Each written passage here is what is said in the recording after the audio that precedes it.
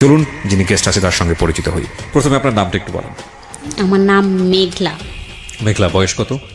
34। 34।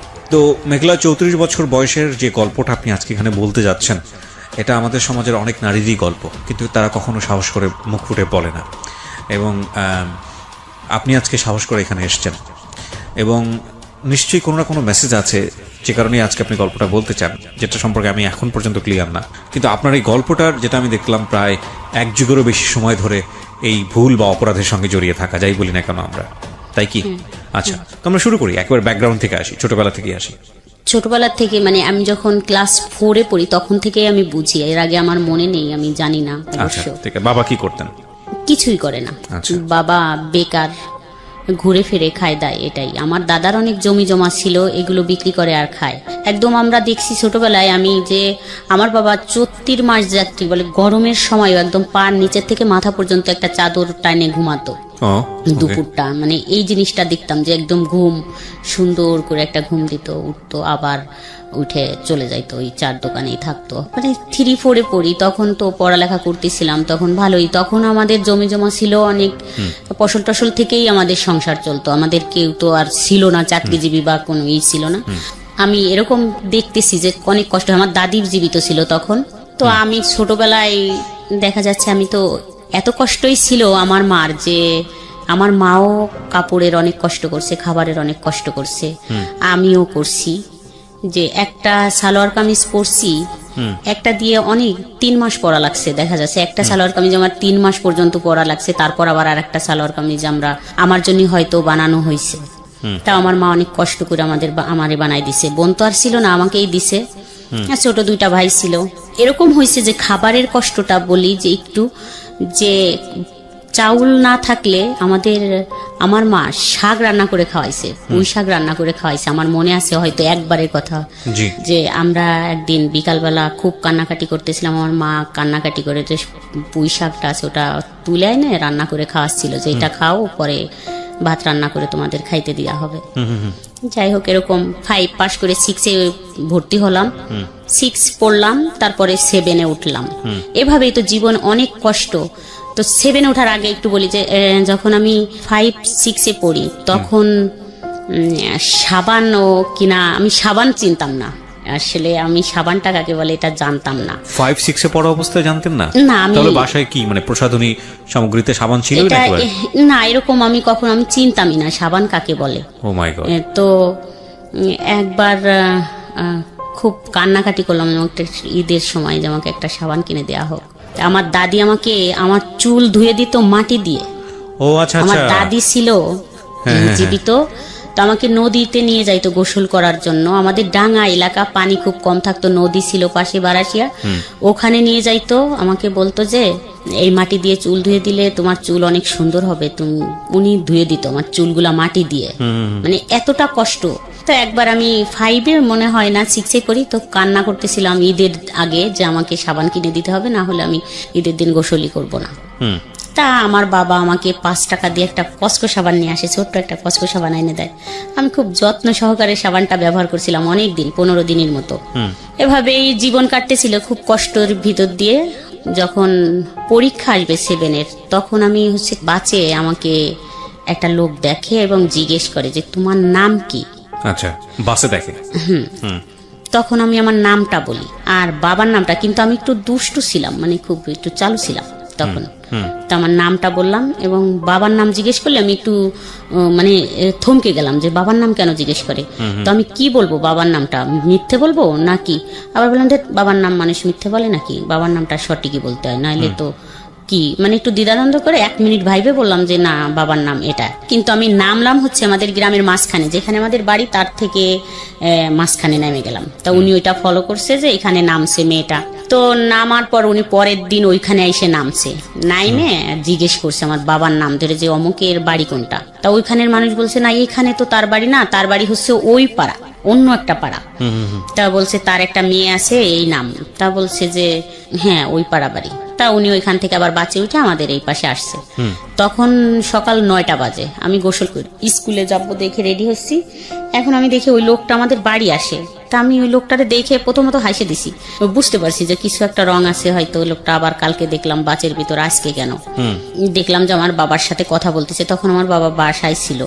আচ্ছা, তো আমার বাবার সাথে কথা বলতেছে, তো আমার বিয়ের ব্যাপারে মনে হয় সম্ভবত আমার বিয়ের ব্যাপারেই কথা বললো। তা আমি তখন স্কুলে চলে গেলাম, তো ওনারা কি কথা হয়েছে তা তো আমি জানি না। যাই হোক, স্কুল থেকে আসলাম, শুনলাম যে আমাকে নাকি দেখতে আসবে ছেলে পক্ষ থেকে কালকে। তা বললো যে কালকে তো বৃহস্পতিবার, ওই দিন মনে হয় বুধবার ছিল, তো বৃহস্পতিবারের দরকার নাই, তো স্কুলে থাকবে এটা মানে আমার কথা বললো, তো স্কুলে থাকবে তাহলে শুক্রবারে আসুক। আইসে আমাকে দেখলো। দেখার আগে আমার একটা ফুপি ছিল, উনি ওই ফুপিকে দেখে, দেখার পর তো বলে যে আমি এই মেয়েই বিয়ে করব। পরের ঘটনা জানছি এই মেয়েটা অনেক সুন্দর, আমি এই মেয়েই বিয়ে করব। যাই হোক, উনাকে দেখে পছন্দ করে সবাই। তারপরে যখন ওই ফুপি আমাকে নিয়ে আসে, মানে আমাকে একটা ড্রেস গোলাপি কালার, আমার মনে আছে, গোলাপি একটা ড্রেস, একটা পন্স পরা ছিল আমার, আমাকে নিয়ে আইসে পরে আমার ভাসুর দেখে বললো না না, ওই মেয়ে অনেক বয়স্ক, ওই মেয়ের দরকার নাই, এইটাই নিব আমরা। যাই হোক, এভাবে দেখে চলে গেল। ওই দিন আবার সকালে আসছে ওরা, 8টা-9টা বাজে, তখনই আইসে সারাদিন আমাদের বাড়ি ছিল। তো উনি হচ্ছে যার সাথে আমার বিয়ে হবে, উনি একটু বাইরে ওয়াশরুম না বলতে মানে বাইরে গেছিল। তো বাইরে থেকে হাইটে আসতেছিল, হাইটে আসা দেখে আমার মা সে দেখে বলতেছিল যে ছেলেটা কিন্তু আমার পছন্দ হয় নাই। আচ্ছা, আমার বাবাকে বললো যে দেখো, তুমি যে মেয়েটাকে বিয়ে দিবা নিয়ে বসায় রাখছো সন্ধ্যা পর্যন্ত, দেখে চলে যাইতো তারপর কিছু বলতে, কিন্তু এই যে বসায় রাখলে সন্ধ্যা পর্যন্ত, তো ছেলেটা দেখে কিন্তু আমার ভালো লাগলো না। তো আমি ভিতরে দেখলাম যে আমার আব্বা আর আমার মা ঝগড়াঝাটি করতেছে, মানে একটু কথা কাটাকাটি করতেছে যে তোমার সব সময় খালি খুদ দরাদরি। বললো যে না, একটু বয়স্ক মনে হয় ছেলেটার হচ্ছে পাটা মনে হয় খোড়া, এটা বললো, একদম ডাইরেক্ট বললো যে পা খোড়া, মানে হাঁটতে পারে না, এরকম মনে হলো। এই জন্যই এত সময় বসেছিল, উঠে নাই। তো এই ছেলের সাথে মেয়ে দেওয়ার দরকার নাই, বা দিব না, আমার মেয়ে নিয়ে আমি দরকার হলে বাবার বাড়ি চলে যাবো। আচ্ছা, তা আমার বাবা খুব রাগারাগি করলো, বললো যে এত কথা বলো না, মানে ওদের টাকা পয়সা আছে, অনেক চাকরিজীবী ছেলে টেলে আছে, বিসিএস কেডার অফিসার আছে ফ্যামিলিতে, অনেক ভালো ভালো। এটা দেখে মানুষ তো খালি ছেলে দেখে বিয়ে হয় না, আশেপাশে একটু দেখতে হয়, তাই কথাবার্তা বললো। যাই হোক, ওরা চলে গেল। তো এটা নিয়ে খুব গ্যাঞ্জাম চলতেছিল। তো আমাদের বাড়ির থেকে সবাই দেখতে যাবে আমার হাজবেন্ডদের বাড়ি। তো গেল আমার দাদা টাদা, মানে মুরব্বী যারা, এরা গেল 12-13 জন।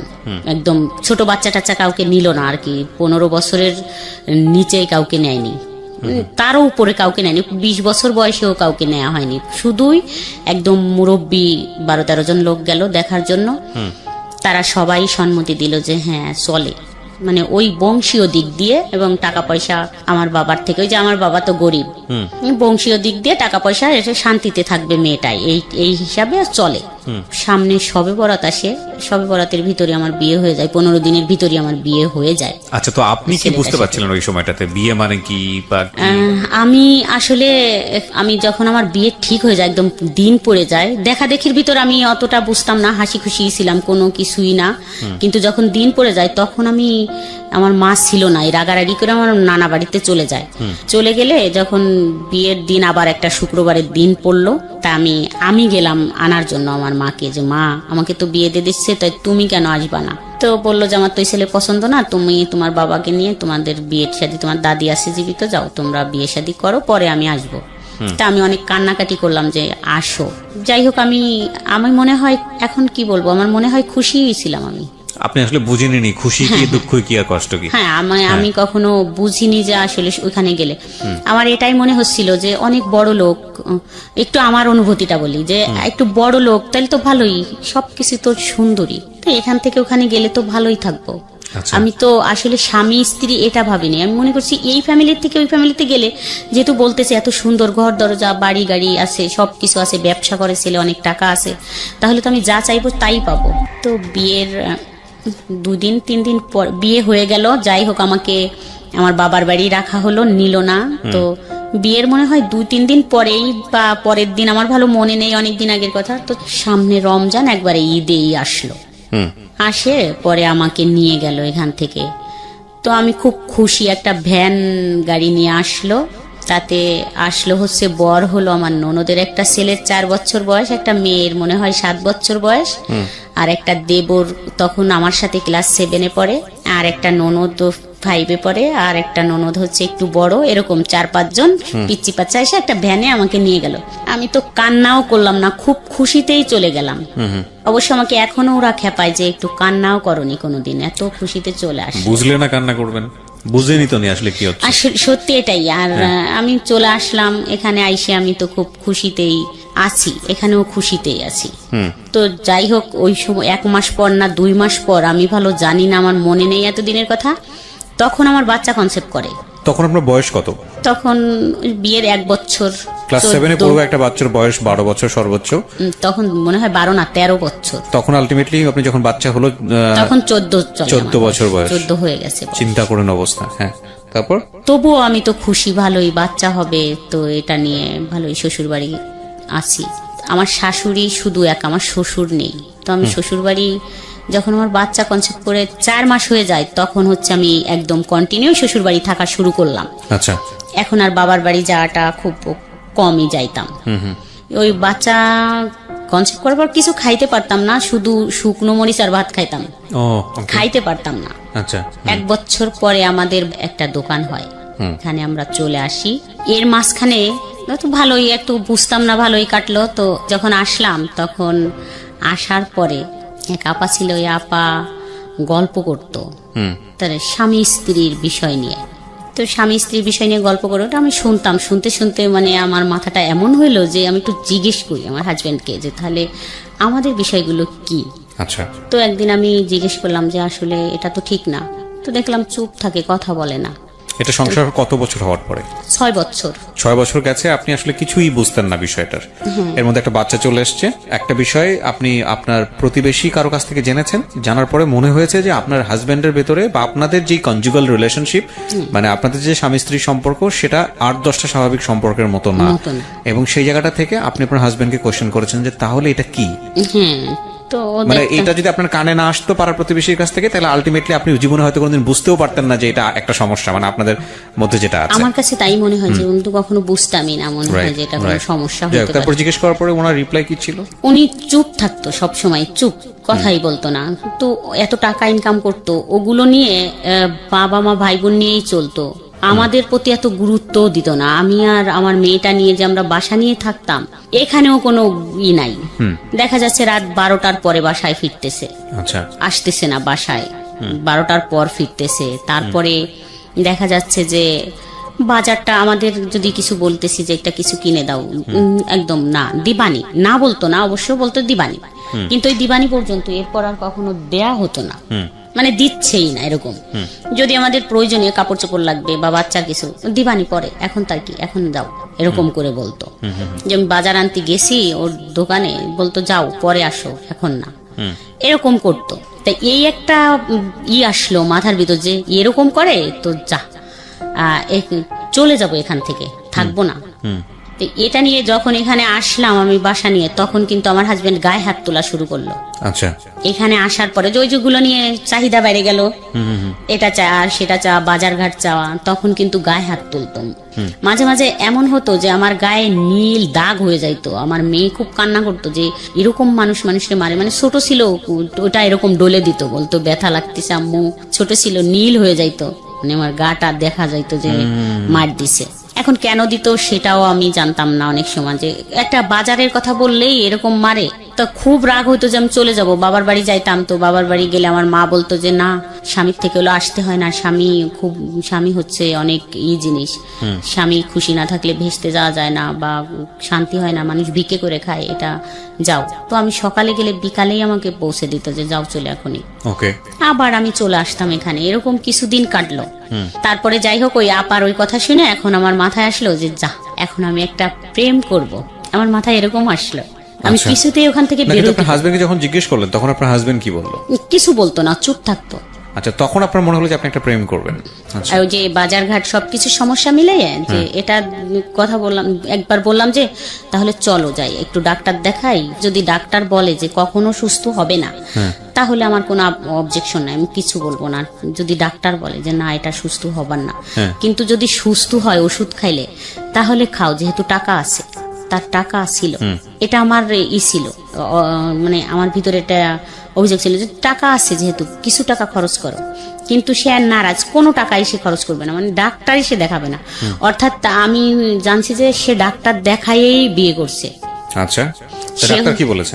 ডাক্তার দেখাইয়েই বিয়ে করছে। ডাক্তার বলছে যে আপনি দ্রুত বিয়ে করে ফেলেন, না হলে আপনার আরো সমস্যা হবে, যা কখনোই ভালো হওয়া সম্ভব না। ওকে ওকে, যে কারণে সে এরকম বিয়েটা নীরব করেছে। থাকে। এবং আরেকটা বড় বিষয় যেটা হচ্ছে যে এইরকম একটা পরিবার, ওনার তো মোটামুটি সম্পদশালী ছিলেন আপনাদের তুলনায়, এবং এত ছোট একটা বাচ্চাকেও তার বিয়ে করার প্রশ্নই ওঠে না। আপনার সাথে আপনার হাজবেন্ডের বয়সের পার্থক্য কত? 19 বছর। Can you even imagine guys, 19 বছরের ছোট একটা বাচ্চাকে, সে ক্লাস 7-এ পড়ুয়া একটা বাচ্চাকে বিয়ে করেছে। So it was A plan, যাতে করে বাচ্চা এই ধরনের সম্পর্কে নাই, বাচ্চা কিছুই বুঝবে না, এবং তার যে ফিজিক্যাল মানে ডেফিসিট বলবো না, ফিজিক্যাল প্রবলেম যেটা আছে সেটা যাতে করে সে না বুঝে। এবং এটা খুব টেকনিক্যালি উনি খুব সুন্দরভাবে এটাকে মেনটেন করেছেন। ফরচুনেটলি আর আনফরচুনেটলি যাই বলি না কেন, এই ভদ্রমহিলা সংসার করার 6 বছর 7 বছর পরে গিয়ে সে বুঝতে পেরেছে, তাও অন্যের প্রতিবেশীর কোনো এক ভদ্রমহিলার কথা শুনে, মানে তাদের মধ্যে যেসব বিষয় নিয়ে যখন 4-5 জন মহিলা একসঙ্গে আলাপ আলোচনা করতেন, ডিসকাশন করতেন, ওই সময়টাতে উনি বুঝতে পারেন যে কি রে, ব্যাপারগুলো তো আমাদের মধ্যে এরকম না। তো সামহাও এটা নিয়ে তার হাজবেন্ডকে যখন তিনি চার্জ করেছেন তখন হাজবেন্ড সাইলেন্স ছিল। শুধু এটাই সমস্যা ছিল না, ওনার কথা অনুযায়ী আরো যে সমস্যাগুলো, সেটা হচ্ছে যে যেভাবে টেক কেয়ার করা উচিত, উনি প্রচুর পয়সা কামাতেন, সেভাবে টেক কেয়ার তিনি করতেন না। আচ্ছা, তারপরে আপনি নিজে থেকে একটা ডিসিশন নিয়ে ফেললেন যে না আমি প্রেম করব। প্রেম তো আসলে করবো এরকম বা করবো এরকম একটা প্ল্যান করে হয় না, এটা মানুষের জীবনে আসে, কিন্তু আপনি প্ল্যান করছিলেন যে না আমার একটা প্রেম করা উচিত। যাই হোক, তারপর মানে আমাকে খুব মারে আর এবং শ্বশুর বাড়ি নিয়ে যায়, যাই হোক একটা কারণে নিয়ে যায় মারে আমাকে। আমরা যেখানে বাসায় ভাড়া থাকি সেখান থেকে আমার শ্বশুর বাড়ি আমাকে নিয়ে যাওয়া হয় ডাইকে, নিয়ে যায় ওখানে যায় আমাকে আমার ভাসুর বলে যে এই কথাটা কে বলছে তোমাকে, সেটা বলে একটা কথা ছিল, কিন্তু আমি বলতে চাচ্ছিলাম না দেখে ওরা ওই ভাসুর দাঁড়ায় থাকে এবং আমার হাজবেন্ড আমাকে খুব মারে। তো মারলে ওই দিন আমাকে যখন নিয়ে আসে আমাদের বাসার থেকে, সেদিন আমার বাচ্চা দুটো আমার বাসায় ছিল এবং আমাকে নিয়ে যাওয়ার পরে আমি পথেই ভাবতেছিলাম যে আমার কপালে আজকে কষ্ট আছে, কিন্তু যদি এরকম কিছু হয় বিনা অপরাধে আমাকে যদি মারে তাহলে আমি আর এই দুটা নাম থাকবে না। আমার হাজবেন্ড আর আমার নামটা মনে মনে ভাবে বললাম যে এই দুটা নাম পাশাপাশি থাকবে না, এর সাথে এই নাম দুইটা ডিলেট হয়ে যাবে, কিন্তু একটা নাম পাশাপাশি বসবে। তো যাই হোক ওখানে যে এরকম কিছুই ঘটলো। তারপরে তো আইসে ভাবতে শুরু করলাম যে আমি এমন একটা ছেলের সাথে রিলেশন করব যে সে গুন্ডা হবে, মানে যাতে করে আপনি প্রতিশোধ নিতে পারেন। হ্যাঁ, আমি প্রতিশোধ বলতে আমি যদি বলি যে ওকে মাইরে ফেলো, যাতে মাইরে ফেলে আমাকে নিয়ে যাইতে পারে, মানে সে খুব ক্ষমতাশালী হোক, এরকম ভাবতাম যে আমি যা বলবো সে তাই শুনবে। আমাকে নিয়ে গেলে আমার হাজবেন্ডরা তো অনেক প্রভাবশালী, মানে ক্ষমতার দিক দিয়ে টাকার দিক দিয়ে না থাকলেও যাতে এইটা সে ট্যাকেল দিতে পারে।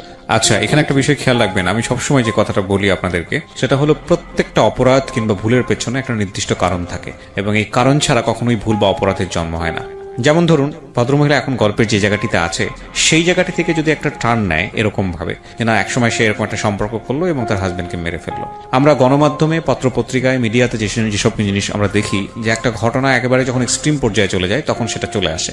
যেমন ধরেন কিছুদিন আগে এরকম একটা খবর আপনারা হয়তো সোশ্যাল মিডিয়াতে দেখেছেন যে একজন ভদ্রমহিলাকে অ্যারেস্ট করা হয়েছে, পুলিশ অ্যারেস্ট করেছে, এবং সে অ্যারেস্ট করার সঙ্গে সঙ্গে জবানবন্দি দিয়েছে যে সে তার হাজবেন্ডকে ঠান্ডা মাথায় খুন করে ওয়ার্ড ড্রয়ারে রেখে দিয়েছিল 6 দিন বা 7 দিন। এখন এইটা ডিরেক্টলি যখন একটা পত্রপত্রিকা বা মিডিয়াতে চলে আসে তখন আপনি শুধু এটুকুই জানেন কি করেছে, মহিলাটা তার হাজবেন্ডকে খুন করেছে এবং মহিলা দেখা যাচ্ছে কানতে কানতে সেটা সে একটা স্টেটমেন্ট দিচ্ছে কি যে আমি আমার হাজবেন্ডকে খুন করেছি, খুন করে তাকে একেবারে ড্রয়ারে রেখে আমি অফিসে করেছি। ভদ্রমহিলা গার্মেন্টসে কাজ করে, অফিস করে এসে 2 দিন যাবত সে অফিস করেছে, তারপরে গিয়ে এসে ধরা পড়েছে। তো আপনি তখন মহিলাটাকে কি ভাববেন? নিঃসন্দেহে খারাপ ভাবেন। ইনফ্যাক্ট এটা খারাপ কাজ, ভয়ঙ্করতম খারাপ কাজ, অপরাধ করেছে সে, শাস্তি পাওয়ার যোগ্য। কিন্তু যখন আপনি স্টোরিতে যাবেন, বিহাইন্ড দ্য স্টোরিতে যাবেন, আপনি হয়তো এই যে এইরকম যদি একটা স্টোরি থাকে যে গায়ে হাত তুলেছে, 6-7 বছর ক্লাস 6-7-এ পড়া অবস্থায় তাকে বিয়ে করেছে এবং বিয়ে করে তাকে 6-7 বছর ফিজিক্যালি টর্চার করেছে, এবং এক পর্যায়ে গিয়ে যখন সবকিছু সে জানতে পেরেছে তখন আলটিমেটলি তাকে কিভাবে দমানো যায় সেজন্য পাশবিক নির্যাতন করছে, এবং তারপরে এরকম একটা ঘটনা ঘটে গেছে। সো আমি সবসময় বলি যে রেজাল্ট দেখে কখনোই উত্তেজিত হওয়া উচিত না। বা একটা ডিসিশন নিয়ে ফেলা উচিত না যাতে করে আরেকটা ভুল হওয়ার সম্ভাবনা থাকে। সবসময় বিহাইন্ড দ্য স্টোরিতে যাওয়া উচিত, আমি মনে করি এটা। হ্যাঁ, ডেফিনেটলি আইন নিজের হাতে তুলে নিলে তো সেক্ষেত্রে নিজের শাস্তি পেতেই হবে, এবং সেক্ষেত্রে কেউই রেহাই পায় না। যাই হোক, বলেন তারপর কি হলো?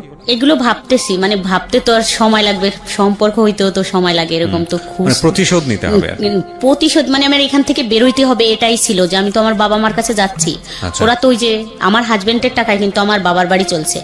এখানে আর একটু বলি যে আমার যেই 3টা ভাই, এরা তো বড় হয়ে গেল আস্তে আস্তে। তো ওই যে আমার বাবা তো কাজ করে না কিছু, তো আমার হাজবেন্ড আবার আমার মাকে খুব হাত করছে। মানে এখান থেকে কিছু টাকা পয়সা ওখানে দেয়, যেটা একটু সংসার চলে, হয়তো মাসে 2-3 হাজার বা 5,000 টাকা দিলেও দিয়ে তাদের একটু চলতেছে। এই জন্য হচ্ছে আমার হাজবেন্ডের সাপোর্ট নিত। আচ্ছা, মানে আপনার সাপোর্ট নিত না আপনার? না না, কখনোই আমার সাপোর্ট তো তারা কখনো নেয়নি বা নেয় না। সব সময় বলে যে ও ভালো মেয়ে না, ও ভালো না, ও ভালো না, এরকম করে বলে। পরে এসে দেখা যাচ্ছে আমার আবার একটা বাচ্চা কনসেপ্ট করলো, তো সেখানে আমার একটা ছেলে হয়। আচ্ছা। তো ছেলে হওয়ার পরে আমার হাজবেন্ড আবার এই সময়, ছেলের যখন 5-7 মাস বয়স, তো তখন আমার হাজবেন্ড আবার পাগল হয়ে যায়, মানে ব্রেন শর্ট হয়ে যায় ওর। আচ্ছা। তো 9 মাস থাকে একটানা এইভাবে পাগল অবস্থায়। তো আমি ছোট বাচ্চা নিয়ে ওনাকে খুব কষ্ট করে সুস্থ করে তুলি, 9 মাস পর্যন্ত লাগে। উনি তখন হচ্ছে পুলিশ দেখলে ভয় পাইতো বা আর্মি দেখলে ভয় পাইতো। এটা যাই হোক, এরকম করে আমি সুস্থ করে আবার দোকানে ফিরাই আনি। ওখানে আমি খুব শক্তভাবে দাঁড়াই। তখন থেকে আমি একটু বাইরে বেরোনো শুরু হয়ে গেল, রাস্তাঘাটে, বাজার টাজারে। আর আমার ছেলেটা দেখার পরে আমার হাজবেন্ড আবার একটু চেঞ্জ হয়ে গেল। আচ্ছা। তখন ছেলে হওয়ার পরে খুব বাজার টাজার আর কষ্ট টষ্ট দিত না, খাওয়া দাওয়ার তখন থেকে যে বাজারটা চাইলেই দিত, ওগুলো খুবই করতো, টেক কেয়ার করা শুরু করলো। তখন আবার একটু হলো, কিন্তু আমার মনের ভিতর ওটাই হয় যে আমি ভালো একটা ছেলে পেলে সম্পর্ক করে এখান থেকে চলে যাব। এটা কিন্তু আমি ভুলিনি, মনে মনে রাইখেই দিছি। তো এইভাবে আরো কিছুদিন চলে যায়, যার পরে আমার হাজবেন্ডও সুস্থ হইলো। আর আমিও, আমারও আবার একটা টিউমার হয় পেটে, সেটার অপারেশন হয়, আমিও সুস্থ হই। যাই হোক, আমার ছেলে মেয়ে দুইজনই মানে লেখাপড়া, মানে ছেলের বয়স 3 বছর হয়ে যায়, লেখাপড়া করানোর মতো সময় এসে যায়। তো মেয়ে হচ্ছে তখন 3তে পড়ে মনে হয় মেয়েটা। তখন আমাদের এই বাসার পাশে এক বাসায় একটা ছেলে আসে। ছেলেটা হাফেজ, 30 পাড়ার, আর এসএসসি পরীক্ষা দেবে বোধ হয় তখন। তো আসে ও পড়াতো, আরবি পড়াতো, পাশে আর 2-3টা বাচ্চাকে পড়াতো। তাই ওই ভাবি আমাকে একদিন ডাইকে বললো যে, ভাবি আপনার মেয়েকে পড়াবেন? তো একটা ছেলে আরবি পড়ায়, তো কোরআন শরীফটা তাড়াতাড়ি শিখে যাবে, তো পড়ান। বললাম আচ্ছা ঠিক আছে, কখন পড়ায়? বিকালে। বললাম ঠিক আছে, কালকে থেকে পড়বে। তা ও বলে দিল ছেলেটাকে, আর আমার মেয়েটাকেও আমি দিয়ে আসলাম। আচ্ছা। তো মেয়ে পড়তে যায় দেখে ছেলেও বলে যে আমিও যাব, ও পড়তে যায়। একদিন ওই ছেলে নাক ধরে হচ্ছে টান দিছে এরকম। আচ্ছা। ওই ছেলেটা যে পড়ায়, টান দিলে নাকটা মনে হচ্ছে ভেঙে গেছে এরকম। তো আমি পরের দিন দেখে বললাম নাকে কি হয়েছে? তা বললো কি, হুজুর আমার নাক ধরে টান দিছে, তাই এরকম হয়ে গেছে। তা আমি তখন হচ্ছে যাই বলি যে আপনি যে নাকটা ধরে এরকম টান দিলেন, দেখেন তো কি হয়েছে? আমি তো বুঝতে পারিনি, ওর ওরকম ফর্সা মানুষ, এই জন্য ও নাকটা এরকম লাল হয়ে গেছে। আচ্ছা। এই প্রথমই কথা। তারপরে যাই হোক, ও ওখানে পড়াচ্ছে। ওই ভাবির হাজবেন্ড হচ্ছে চাকরি করে, দুপুরি বাসায় আসে, তো 4-5টা বাচ্চা চিল্লাচিল্লি, ইনার একটু ডিস্টার্ব হয়। তা আমাকে একদিন বললো যে, ভাবি আপনাদের ঘর তো ফাঁকা থাকে, কেউ থাকে না, তা আপনার ঘরে যদি ও পড়ায় তাহলে একটু ভালো হয়। আপনার ভাই তো এসে একটু দুপুরে ঘুমাইতে পারে না, শুইতে পারে না, ওরা বাচ্চারা পড়ে, অত 4-5টা বাচ্চা চিল্লাচিল্লি। তা আমি বললাম ঠিক আছে, কোরআন শরীফ পড়বে তো পড়াক। তো আমাদের বাসায় নিয়ে আসলাম, যে আমাদের বাসায় বসে বসে পড়াতো। তখন তো ওই ছেলেটা হচ্ছে যেহেতু হাফেজ, তো 18-19 বছর বয়স। আচ্ছা। তো একেবারে ছোট না যে 14-15 বছরে এসএসসি দিচ্ছে, তা না, 18-19 বছরই বয়স তখন। তো আমরা আবার মাঝে মাঝে শ্বশুর বাড়ি যাইতাম, কাছাকাছি যেহেতু শ্বশুর বাড়ি, তো ছেলেটা ওই অনেক দূর থেকে আসতো পড়াইতে, আমাদের ঘরে তালা দেয়া দেখে আবার ফিরে যাইতো। তো একদিন বললো যে, আপনি তো থাকেন না বাসায়, তো ফোন নাম্বারটা দিয়ে যান অথবা আমারটা নিয়ে যান, যা হইলে বললে আমি আর আসবো না আপনাদের এখানে। আগের থেকে বললেন যে আমরা বাসায় থাকবো না, তাহলে চলে গেলাম, আসলাম না। তো আমি আইসে এত দূর হাইটে ফিরে যাই তালা দিয়া দেখে। বললাম ঠিকই তো, এরকম তো ভালো হয়, বলে দিলাম যে আইসেন না, আজকে আমরা বাসায় থাকবো না। তখন হচ্ছে ফোন নম্বরটা নেওয়া হলো। আচ্ছা, তো তখন আমার ছেলের বয়স তো 3 বছর হয়ে গেছে, ছেলে স্কুলে দিব এরকম টাইম। তা একদিন আমাদের ওইখানে খুব বড় সড়ো মেলা হয়, সেই মেলার জন্য আমরা যাচ্ছিলাম, কিন্তু আমি আর যাইতে যাইতে যেটা ফোন দিব মনে ছিল না। আচ্ছা, তো আমি যাইয়ে সন্ধ্যার সময় ফোনটা দেই নাম্বারে যে হুজুর আমরা তো চলে আসছি, মনে নেই আপনাকে বলে আসতি আমরা তো 2-3 দিন থাকবো। তা বললো আমি তো দুপুরে গেছিলাম, আপনাদের তালা দিয়া দেখছি। বলছি হ্যাঁ আমার মনে ছিল না, আপনাকে একটু বলে আসবো। ওকে। তারপরের দিন 10টার দিকে আবার ফোন দিছে ছেলেটার, বলতেছে যে আপনারা কখন আসবেন। বললাম আজকে তো আসবো না। আবার 4-5 মিনিটের মতো কথা হলো, আবার বিকালে ফোন দিছে, কেন আসবেন না, চলে আসেন। বললাম না আজকে তো বিকাল হয়ে গেছে, আজকে আসবো না, কালকে আসবো। তা পরের দিন সকালবেলা একদম ঘুম থেকে উঠলেই ফোন দিছে যে এখনই চলে আইসেন কিন্তু। তো আমরা তো সেদিন চলেই আসবো। আসার পর এরকম ফোনে কথা বলাটা আস্তে আস্তে শুরু হলো এই ছেলেটার সঙ্গে? হ্যাঁ। আচ্ছা, কথা বলতে বলতে তো এই ফোন দেয়, আমাদের বাসায়ও তো 2-3 ঘন্টা থাকে পড়ায়, টাইমটা দুপুর থেকে বিকাল পর্যন্ত থাকে। আবার বিকালে চলে যাচ্ছে, যাওয়ার পর আবার ফোন দিচ্ছে, কি করতেছেন। বলতাম যে কি ব্যাপার ফোন, তো কথা বললে কি হয় এরকম। যাই হোক আস্তে আস্তে আগালাম যে ঠিক আছে, তো একটু দুষ্টামি করি কথা বলতেছে যখন। কিন্তু আমার মনের ভিতর আছে যে আমি তো এরকম ছেলের সাথে কথা বলবো না, ফাজলেমি করি, ফোন যেহেতু দিচ্ছে একটু কথা বলি। কিন্তু আমি যখন এরকম ছেলে পাবো যে গুন্ডা মস্তান টাইপের, তখন আমি তার সাথে রিলেশন করব, যাই হোক এরকম পলাবো। তো এর সাথে কথা বলতেছি বলি, তো 1 মাস পর বাদ দিয়ে দেবো এরকম মনে হইলো তখন, যে 1 মাস পর বাদ দিয়ে দেবো কথা বলা। তো আমি 1 মাস কথা বললাম, রেগুলার প্রতিদিন কথা হইতো, সন্ধ্যার পর 1-1.5 ঘন্টা, তারপরে দিনে 2-3 বার। কি বলতেন 1-1.5 ঘন্টা একটা অচেনা অপরিচিত মানুষ? জানি না কি কথা হইতো, এরকম 1-1.5 ঘন্টা কথা হইতো। যাই হোক 1 মাস পর যখন ভাবলাম যে এটা তো ভালো না, যেহেতু আমি বিবাহিত, আমি বললাম যে আমি তো বিবাহিত আর তুমি ছোট মানুষ, এটা ঠিক না। আপনার চেয়ে ছোট ছিল বয়সে? হ্যাঁ আমার থেকে একটু ছোট ছিল। একটু বলতে কত বছরের ছোট?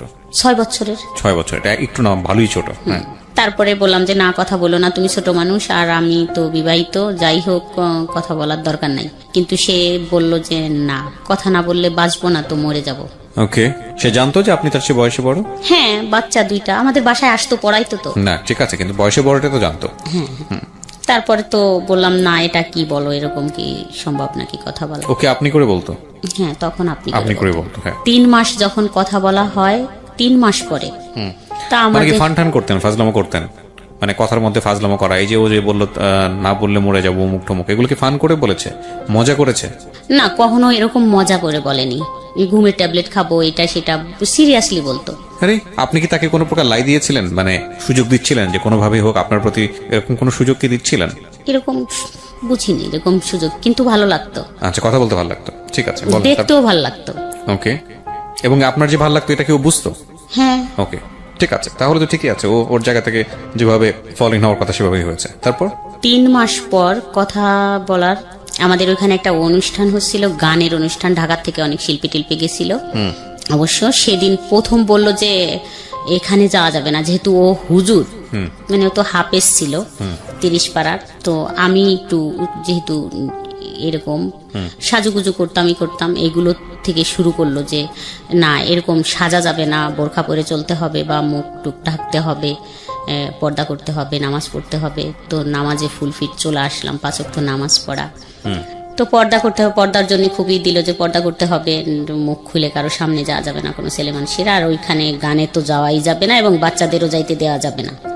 বললাম ছোট বাচ্চা, এত বড় অনুষ্ঠান, সবাই তো চলে যাচ্ছে, নিয়ে যাক। তা পাশের এক ভাবি এসে বলল যে ভাবি যাবেন না? বললাম যাবো তো, আমি তো একটু কাজ করব, তো যাবো একটু পরে, আপনি বাবুদের নিয়ে যান। তা ওই ভাবি দুজনেই নিয়ে গেল, ছেলে এবং মেয়েকে নিয়ে গেল। নিয়ে যাওয়ার পরে ওরা ওইখানে দেখতেছে অনুষ্ঠান, কিন্তু ও ছেলেটা আমাদের বাসায় আসলো তো দেখার জন্য যে আমি গেছি কিনা। কোন ছেলেটা? যে ছেলেটা পড়ায়? হ্যাঁ, যে ছেলেটা পড়ায়, ওই ছেলেটা আমাদের বাসায় আসলো। আসার পরে দেখলো যে আমি কাজ করতেছি, যাইনি। তো আমাদের ঘরে আসলো, তখন ওই পাড়ার মানে কেউই বাচ্ছিল না, সবাই গেছিল, শুধু আমি যাইনি। মানে মোটামুটি পাড়া ফাঁকা, ঘর ফাঁকা। আপনার হাজবেন্ড দিনের বেলা কোথায় থাকতো?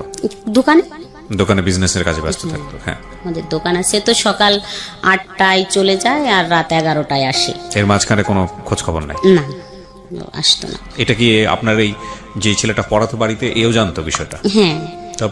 তারপরে আসলো, বসলো, তো কথা বলতেছিলাম আমরা ঘরের ভিতরেই। তো প্রথম জড়াই ধরলাম আমি, মানে বসে আছে এমনি যাই জড়াই ধরলাম 3 মাস পর কথা বলার। তারপরে তো ও মাথা নিচু করে বসে আছে, ভয় পাচ্ছিলাম আমিও। তারপরে ও বলল যে ঠিক আছে তুমি যাবা না ওখানে গান শুনতে, ওটা ভালো জিনিস না, তুমি থাকো, তাহলে আমি চলে যাই। তো ও চলে গেল। চলে যাওয়ার পরে এরকম তো 1 বছর কথা হইলো আমাদের। এইরকম বাসায় যাওয়া আসা? হ্যাঁ, তো প্রতিদিন আসে ও পড়াইতে, ওইটাই। তাই ছাড়া এমনি হয়তো কখনো আসলে আমি শুয়ে আছি, হয়তো আমার পায়ে হাত দিল, পাটা একটু হাত দিল, এরকম হয়তো আমার মাথায় হাত দিল বা আমার চুলে একটু হাত দিল, এরকমই হাত দিত। মানে বিষয়টা কি দাঁড়াচ্ছে যে আপনারা কি দুজনকে ভালোবেসে ফেললেন, নাকি এটা অন্য কোনো ধরনের সম্পর্ক ছিল? না, দুজনকে ভালোবেসে ফেললাম। মানে এরকম হইলো যে আমি তো কান্না করতাম আর বলতাম যে এরকম এরকম, আমি তো ভাবছি যে আমি এরকম একটা ছেলেকে ভালোবাসবো, আমি তো থাকবো না এখানে। তা ও বলতো যে ঠিক আছে আমি তোমাকে ওখান থেকে নিয়ে যাব, আর রাখবো না ওখানে, মানে আমার একটু সময় দাও, আমি নিয়ে যাব। এরকমই কথা চলতো। মানে আপনার এই অতীত জীবন সম্পর্কে বা আপনার সংসার জীবন সম্পর্কে আপনি তাকে বলতেন, শেয়ার করতেন? বলতাম। তারপরে তো এরকম 1 বছর কথা হলো, ও ম্যাট্রিক পাশ করলো। এখন ওদের বাসার থেকে তো ওকে বলে যে চাকরি বাকরি করো, তো বসে থাকা যাবে না। তো একবার ঢাকায় আসতো, কান্নাকাটি করতো, আমি থাকতে পারি না, তোমাকে থুয়ে থাকতে পারি না, এরকম বলতো। তারপরে যখন এরকম কিছু হয় তখন আমি কখনো তো কোনো ছেলের সাথে এইভাবে মিশিনি। আমার ক্লাস 7 থেকে বিয়ে হয়ে যায়, আমি তো আমার হাজবেন্ডের সাথেই থাকতাম একসাথে এখানে বাসায়। তো এরকম কিছুর পরে আমি ভাবলাম যে এরকম আবার পৃথিবীতে কিছু আছে, এত সুন্দর মানুষ হইতে পারে, এত ভালো লাগা থাকতে পারে, বা এত মানুষকে এত ভালোবাসতে পারে, এরকম আরো বেশি কনফিডেন্সের সাথে হয়ে গেলাম যে না, এটাই তো সব কিছু, এরকমই তো সব, এটা কি। তো আমি তখন মনে মনে ভাবলাম যে যাই হোক, ধরেই রাখবো সারা জীবন, কখনোই আর ছাড়ে যাব না। তো অনেক কান্নাকাটি করলাম, কথা বললাম, বললো যে চিন্তা করো না, আমি শুধুই তোমার, অন্য কারো না। আবার কথাবার্তা বলা শুরু, কথা বলতে বলতে এরকম তো মনে করেন 3 বছর হয়ে যায়। 3 বছর পর একটা বিয়ের অনুষ্ঠান থাকে, ও যায় সেখানে। যাওয়ার পরে বলে যে আমি তো একটা বিয়ের অনুষ্ঠানে আসছি, ফোন দিয়ে তুমি কি এখানে আসবা? তো বললাম ঠিক আছে, আমি রান্না টান্না করি, তারপর রেডি হইলে তুমি নিয়ে যাও। তারপর আমি রান্না শেষ করে আমি তো আমার বাচ্চাদের রাইখে সবকিছু বুঝাই দিয়ে তো বললাম যে ঠিক আছে তোমরা থাকো, আমি যাবো আর আসবো। আমাকে মোটরসাইকেলে নিয়ে যায়। নিয়ে গেলে আমার হাজবেন্ড বাসায় আসে 12টার দিকে, আমি মনে হয় 11টার দিক বেরোই, বা 10:30 11টা এরকম বাজে। তো 12টা বা 12:30টায় আমার হাজবেন্ড বাসায় আসে। তখন আইসে মানে আমাকে দেখে না, ওদের দুজনকে দেখে যে ওরা দুজন বাসায় একা আছে, আমি নেই। তো তখনইও ওই ছেলেটা আপনার 2 বাচ্চাকে দেখে। হ্যাঁ, তখনই ওই ছেলেটাদের বাসায় যায়, মানে কিছুই জানে না বা কোনো কিছুই না, কিন্তু আমাকে দেখতো আশেপাশের মানুষ। আমি ফোনে সারাক্ষণ কথা বলতাম, যে খালা টালা যাদের বলতাম, ভাবি টাবি, ওরা বলতো তোর তো কান নষ্ট হয়ে যাবে, তুই ফোনে কথা বলিস এইভাবে, তোর কান নষ্ট হয়ে যাবে। তো ওইটা বুঝতো যে আমি ফোনে কারোর সাথে কথা বলি। কিন্তু আমার হাজবেন্ড একবারে ডাইরেক্ট ওদের বাসায় যায় বলে যে আপনার ছেলে আমার বউ নিয়ে চলে গেছে, আরো 10 লক্ষ টাকা নিয়ে গেছে, আমার বউ নিয়ে আসেন, আমার 2টা বাচ্চা রাইখে নিয়ে চলে গেছে। এর আগ পর্যন্ত কি এই ছেলেকে নিয়ে আপনার সঙ্গে কোনো কথাবার্তা হয়েছে? আপনার হাজবেন্ডের কোনো কিছু কথাবার্তা হয়নি? কোনো হাজবেন্ড বললেন মানে কারোই কোনো কথাই হয় নাই। আপনার হাজবেন্ড এই ছেলেটাকে সন্দেহ করে এরকম কোন আচরণ দেখিয়েছে? না, ও তো কখনো দেখেইনি যে ও কখন বাসায় আসে আর কখন যায়। আপনার বাড়ির আশেপাশে কেউ কি সন্দেহ করতো এই ছেলেটাকে নিয়ে? এই ছেলেটাকে নিয়ে সন্দেহ করতো, যে ফোনে কথা বলতাম এটাই সন্দেহ করতো, যে ফোনে কথা বলে। ফোনে কার সঙ্গে কথা বলে সেটা কি জানতো? সেটা কেউ জানতো না। তারপরে ধাম করে গিয়ে সে ওই বাড়িতে গিয়ে বলে যে আপনার ছেলে নিয়ে চলে গেছে। এখন হ্যাঁ, ও ওদের বাড়ি গেছে, যাইয়ে ওর বোন আছে। বাড়ি কত দূর ছিল আপনাদের এখান থেকে? আমাদের থেকে অল্প একটু দূর, কতটুকু বলবো, মানে হাফ কিলোর থেকেও কম। আচ্ছা, হেঁটে যাওয়া গেলে কতক্ষণ লাগে? 5 টাকা রিক্সা ভাড়া বা ভ্যান ভাড়া 5 টাকা। ঠিক আছে, কাছাকাছি। হ্যাঁ, কাছাকাছি একদম। তো যাই বলে, আর আমি তো সত্যি ওর কাছেই ছিলাম, যেহেতু ওই বিয়ের অনুষ্ঠানে। তা ওর বোন হচ্ছে ফোন দিয়ে ওকে বলে যে তুই যে ওকে নিয়ে গেছিস, এখানে তোর হাজবেন্ডটাই সেই দেখ কি করতেছে, ও যদি তোর কাছে থাকে তাহলে ওকে পৌঁছে দি তাড়াতাড়ি, না হলে কিন্তু ঝামেলা করবে। ওই যে ক্ষমতা, সেই ক্ষমতা দেখাচ্ছে। ও আমাকে মোটরসাইকেলে আমার মামা বাড়ি দিয়ে আসে, আমাকে প্রশ্ন করতে থাকে যে আমি কোথায় তোমাকে দিলে ব্যাপারটা ঠান্ডা হবে। তো আমি ভাবলাম যে তাহলে আমার মামা বাড়ি যদি তুমি দিয়ে যাও, তাহলে আমি বলবো যে আমি তো মামা বাড়ি আসছিলাম, তাহলে হয়তো ব্যাপারটা একটু মেনটেন হবে। তো আসলাম মামা বাড়ি দিয়ে, ও মোটরসাইকেল টানতে, তো আমাদের বাসার এখানে আইসে আমার হাজবেন্ডের দোকানেই সরাসরি আসছে, আইসে কথা বলছে, আপনি এরকম যে বলছেন আপনি, আমি ওকে নিয়ে গেছি, কই আমি তো নিয়ে যাই, আমি তো বাসায়, আর আপনার ওয়াইফ কোথায় গেছে আপনি খুঁজে দেখেন, এরকম কিছু বলতেছিল। তখন হচ্ছে আমাদের রিলেশন 2-3 বছর হয়ে গেছে। আচ্ছা, তারপরে আমি যে মামা বাড়ি আমাকে নামাই দিল, ও বাড়িও খোঁজ অনেক হয়ে গেছে, ফোনে তো সবার কাছে জানাজানি হয়ে গেছে, আমাকে পাওয়া যাচ্ছে না, চলে গেছি আমি এরকম। তা ওই মামিরে বললাম, আমার মামিরে, যে মামি এরকম তো করছে, তাহলে আমাকে কিভাবে পৌঁছে দিয়ে আসবেন, আসেন, আমার তো ভয় করতেছে। তারপর বললো, তুই সত্যি কথা বলতো, তুই কোথায় ছিলি? তা আমি সত্যি বললাম যে ওর সাথেই ছিলাম, ওই ছেলেটার সাথে ছিলাম, এরকম একটা ছেলের সাথে কথা বলি, ছেলেটা কিন্তু অনেক সুন্দর দেখতে, আর আমি কিন্তু ওর সাথে চলে যাব। ওই মামিকে বললাম, আমি কিন্তু ওকে বিয়ে করব, এটা একটু সময় লাগবে ওর চাকরির জন্য, তাই তুমি আমাকে যেভাবে পারো ঘরে দিয়ে আসো। তখন মামির কাছে ডিসক্লোজ করলেন? হ্যাঁ বললাম। তো ওই মামি আমার একটা মামাতো ভাইকে ডাইকে বলল যে এই ঘটনা। তা ওই মামাতো ভাই বলল যে তাহলে ছেলেটাকে ডাকতো, তোকে দিয়ে আসার আগে ছেলেটাকে দেখি, যে আসলে ছেলেটা তোর কথা মতো যদি সুন্দর হয়, ভালো হয় ছেলেটা, তাহলে আমরাই তোর এর থেকে বের করব, মানে এখানে ডিভোর্স আর ওইখানে বিয়ে দিয়ে দেবো, এরকম কথা হলো। আমি ফোন দেওয়ার সাথে ও আবার চলে আসলো আমার মামা বাড়িতে। তা আসার পর বলল যে কেন আসবো? তা আমি বললাম যে তোমাকে দেখতে চাচ্ছে, যদি কথাটা যেহেতু এরকম হয়েছে যে চলে গেছে, তাহলে ওরা যদি দেখে তোমাকে ভালো লাগে, তা বলছে তাহলে এখানে এরকম কিছুই হবে, যে ওখান থেকে ডিভোর্স, আর এখানে তুমি আমার 2-3 মাস অপেক্ষা করার পর তোমার সাথে আমার বিয়ে হবে, ওরা বলতেছে। তা ও রাজি হলো, ও চলে গেল ওখানে। কি করতো তখন ও তখন কিছু করতো না। বয়স কত তখন ছিল ওর? এসএসসি পাস করছে মাত্র, 19। চিন্তা করেন অবস্থা। ওকে, তারপরে ও যাওয়ার পরে মানে আমার ছোট ভাই ওই আমার মামার বাড়িতে একটা মোটরসাইকেল নিয়ে গেছে। ও যাওয়ার পরে কথা হলো, আমার মামার সাথে কথা হলো, বলল যে পছন্দ করো? তা বললো যে হ্যাঁ। তাহলে কি করবা? বললো যে আপনি যেটা বলেন। মামা বললো তাই কি করবো, আমি কি বলবো তোমারে, ও তো একজনের বউ। তা বললো ঠিক আছে, ওখান থেকে নিয়ে আসার ব্যবস্থা করেন, তারপরে এটা মিউচুয়াল হলে আমি ওকে বিয়ে করব, নিয়ে যাব এখান থেকে, আপনার টেনশন নাই। তারপরে ওইভাবে কথা সেটেল হয়ে ওকে বললো যে তাহলে ঠিক আছে, আমি ওকে উঠাই দিয়ে আসি বাসে।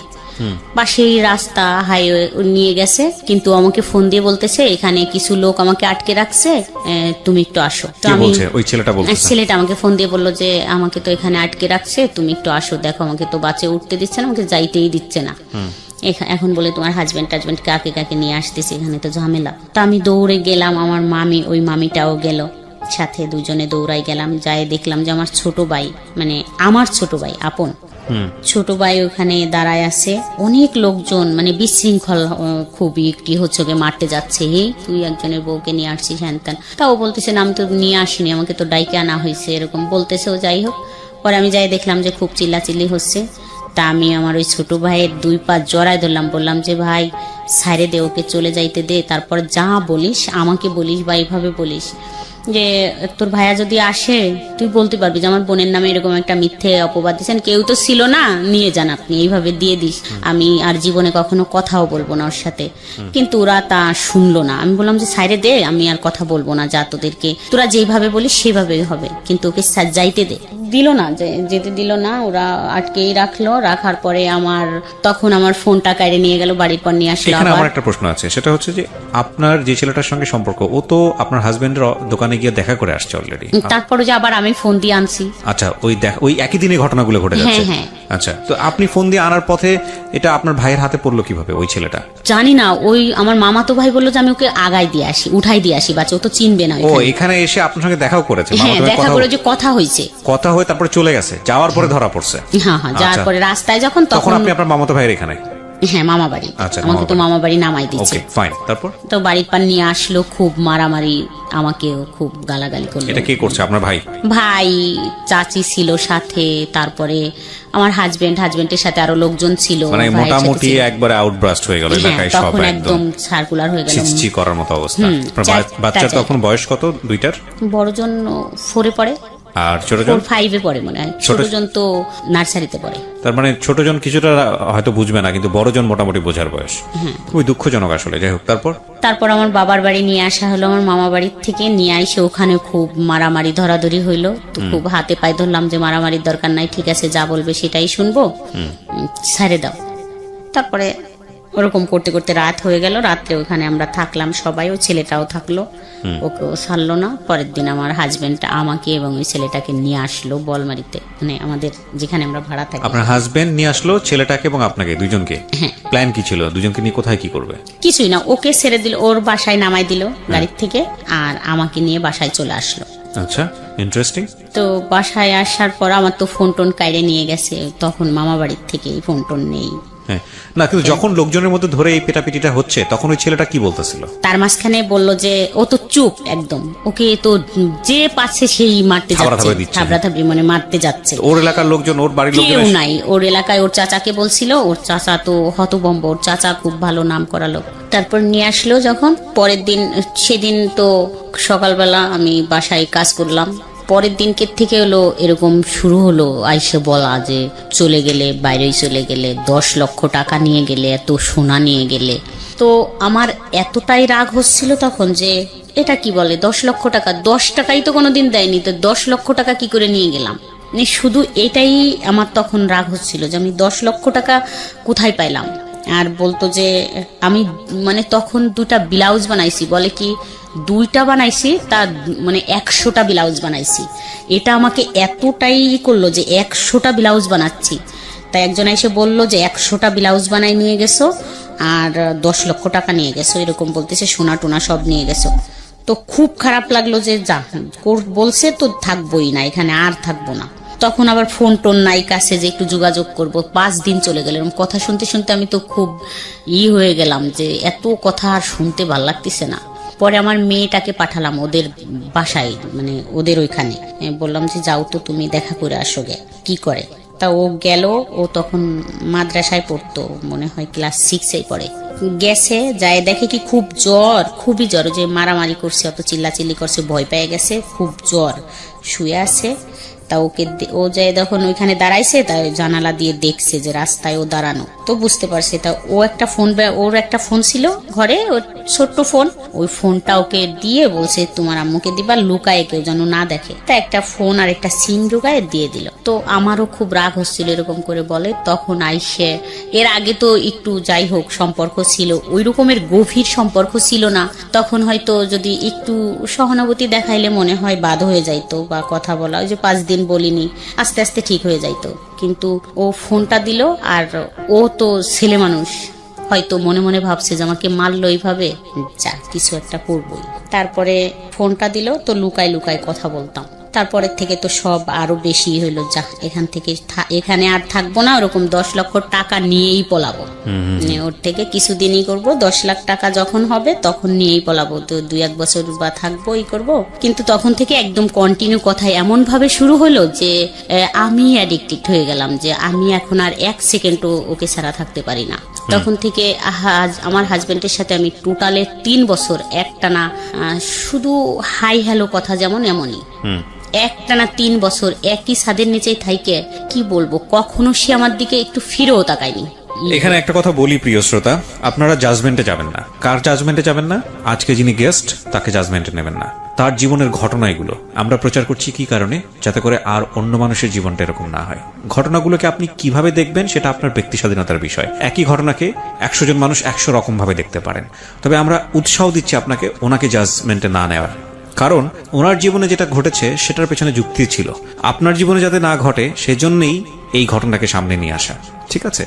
এটা মনে রাখতে হবে যে একটা মেয়ে প্রাপ্তবয়স্ক হয়ে একজন মানুষের সংসারে যাওয়া, প্রাপ্তবয়স্ক শব্দটা এই কারণে বলছি, শুধু বয়স বাড়া না, জ্ঞানের দিক থেকে প্রাপ্তবয়স্ক হওয়া, শরীর বা প্রকৃতিগতভাবে যে প্রাপ্তবয়স্ক ব্যাপার আসে সেগুলো হওয়া, তারপরে একটা মানুষের সংসারে গিয়ে সেটাকে মানিয়ে নেয়। কিন্তু একটা জিনিস দেখেন, ওর ক্লাস 7-এ থাকতে বিয়ে হয়েছে এবং উনি বুঝেই না বিয়ে কি, সেরকম সময় একটা বিয়ে হয়ে গেল। সাবালক হওয়ার বিষয়টাও বিয়ের পরে, এবং তারপরে সংসার জীবনে গিয়ে কিছু জায়গায় ডেফিসিয়েন্সি পেয়েছে, সেগুলো মানুষের কাছ থেকে জানার পরে তারপর একটা ছেলের সাথে ইনভলভ হওয়া, সেখানে গিয়ে এগুলো তার বয়ঃসন্ধিকালে ঘটনাগুলো ঘটছে। সুতরাং একটা মানুষকে যদি আপনি ওইটা চিন্তা করেন যে একটা ঘরে থেকে সে আরেকজনের সাথে প্রেম করছে বা অন্যান্য বিষয়গুলো করছে, হ্যাঁ অবশ্যই এটা অযৌক্তিক, অন্যায়, কিন্তু এটাও মানতে হবে যে সে যে পারিবারিক ব্যাকগ্রাউন্ড থেকে এসছে বা তার যে বয়স, সেই জায়গাটা থেকে এগুলা তার জায়গাটা থেকে প্রাসঙ্গিক ছিল নাকি অপ্রাসঙ্গিক ছিল।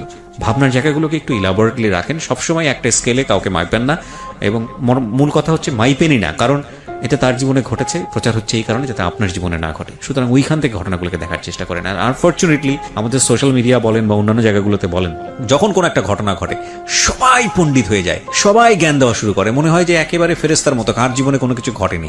গালি গালাজ থেকে শুরু করে তার দিকে আঙ্গুল তোলা থেকে শুরু করে সবকিছু। আরে ভাই, এই আঙ্গুলটা ওপর দিকে মানে সামনের দিকে না দিয়ে আঙ্গুলটা নিচের দিকে দিলে জীবনটা অনেক বেশি সহজ হয়, সুন্দর হয়। এবং এই জন্যই মূলত এনারা আসেন কষ্ট করে, যাতে করে আপনারা ভুলটা না করেন। তো আপনার হাজবেন্ড নিশ্চয়ই বুঝতো যে এই সময়টাতে আপনি এই ছেলেটার প্রতি অনেক বেশি ডেভোটেড, কথা বলতেছেন তার সঙ্গে। এটা কি বুঝতো সে? না, মানে আর বুঝতো না যে কথা হয়। আচ্ছা, এটা আপনি গোপন করতেন? হ্যাঁ, আচ্ছা। ফোনটা আমি সাইলেন্টই থাকতো সবসময়। আমি মাঝে মাঝে এসে দেখতাম, যখন দেখতাম যে একটা কল আসছে, ও ছাড়া তো আর কেউ দেবে না কল ফোনে। তো যখন দেখতাম যে একটা কল আসছে, তখন আশেপাশে দেখতাম যে কেউ আছে কিনা, মানে জায়গা খুঁজে গোপন ভাবে তাকে ফোন করতেন।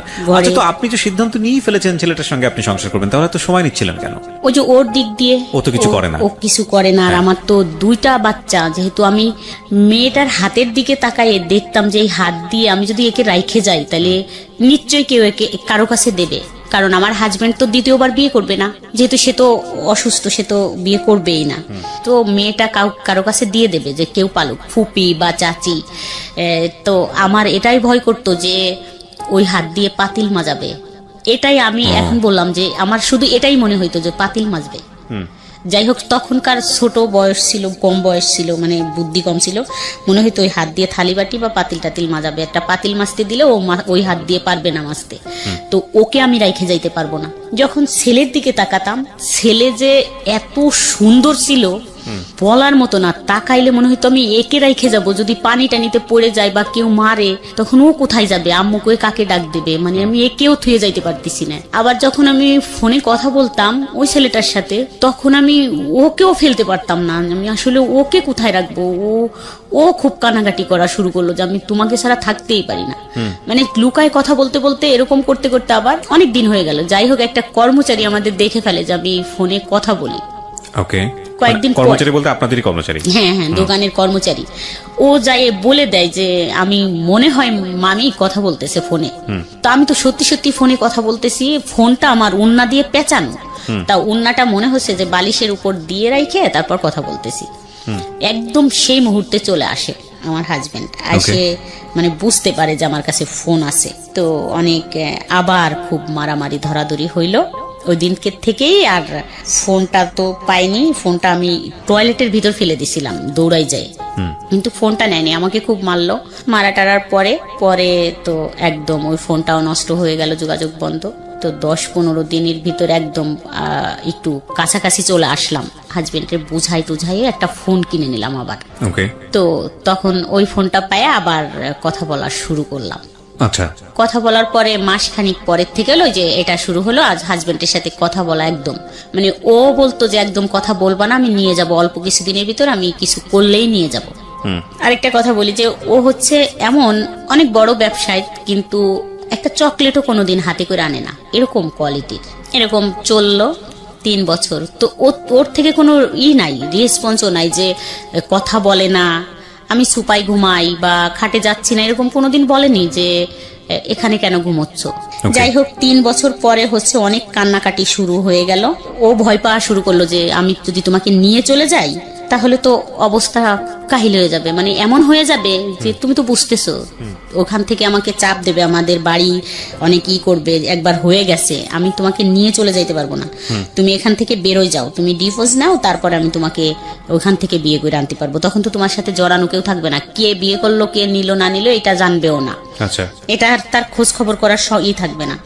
কিন্তু আমি কিছুতেই এটা আর করতে পারতেছিলাম না। মানে আমার হাজবেন্ড এমন হইলো যে একদম টু শব্দই করে না, বাসায় আসলে সে মানে একটা হেঁচিও দেয় না, একদম আসে চুপ করে কাঁথামুড়িতে শুয়ে আছে, মানে শুয়ে আছে।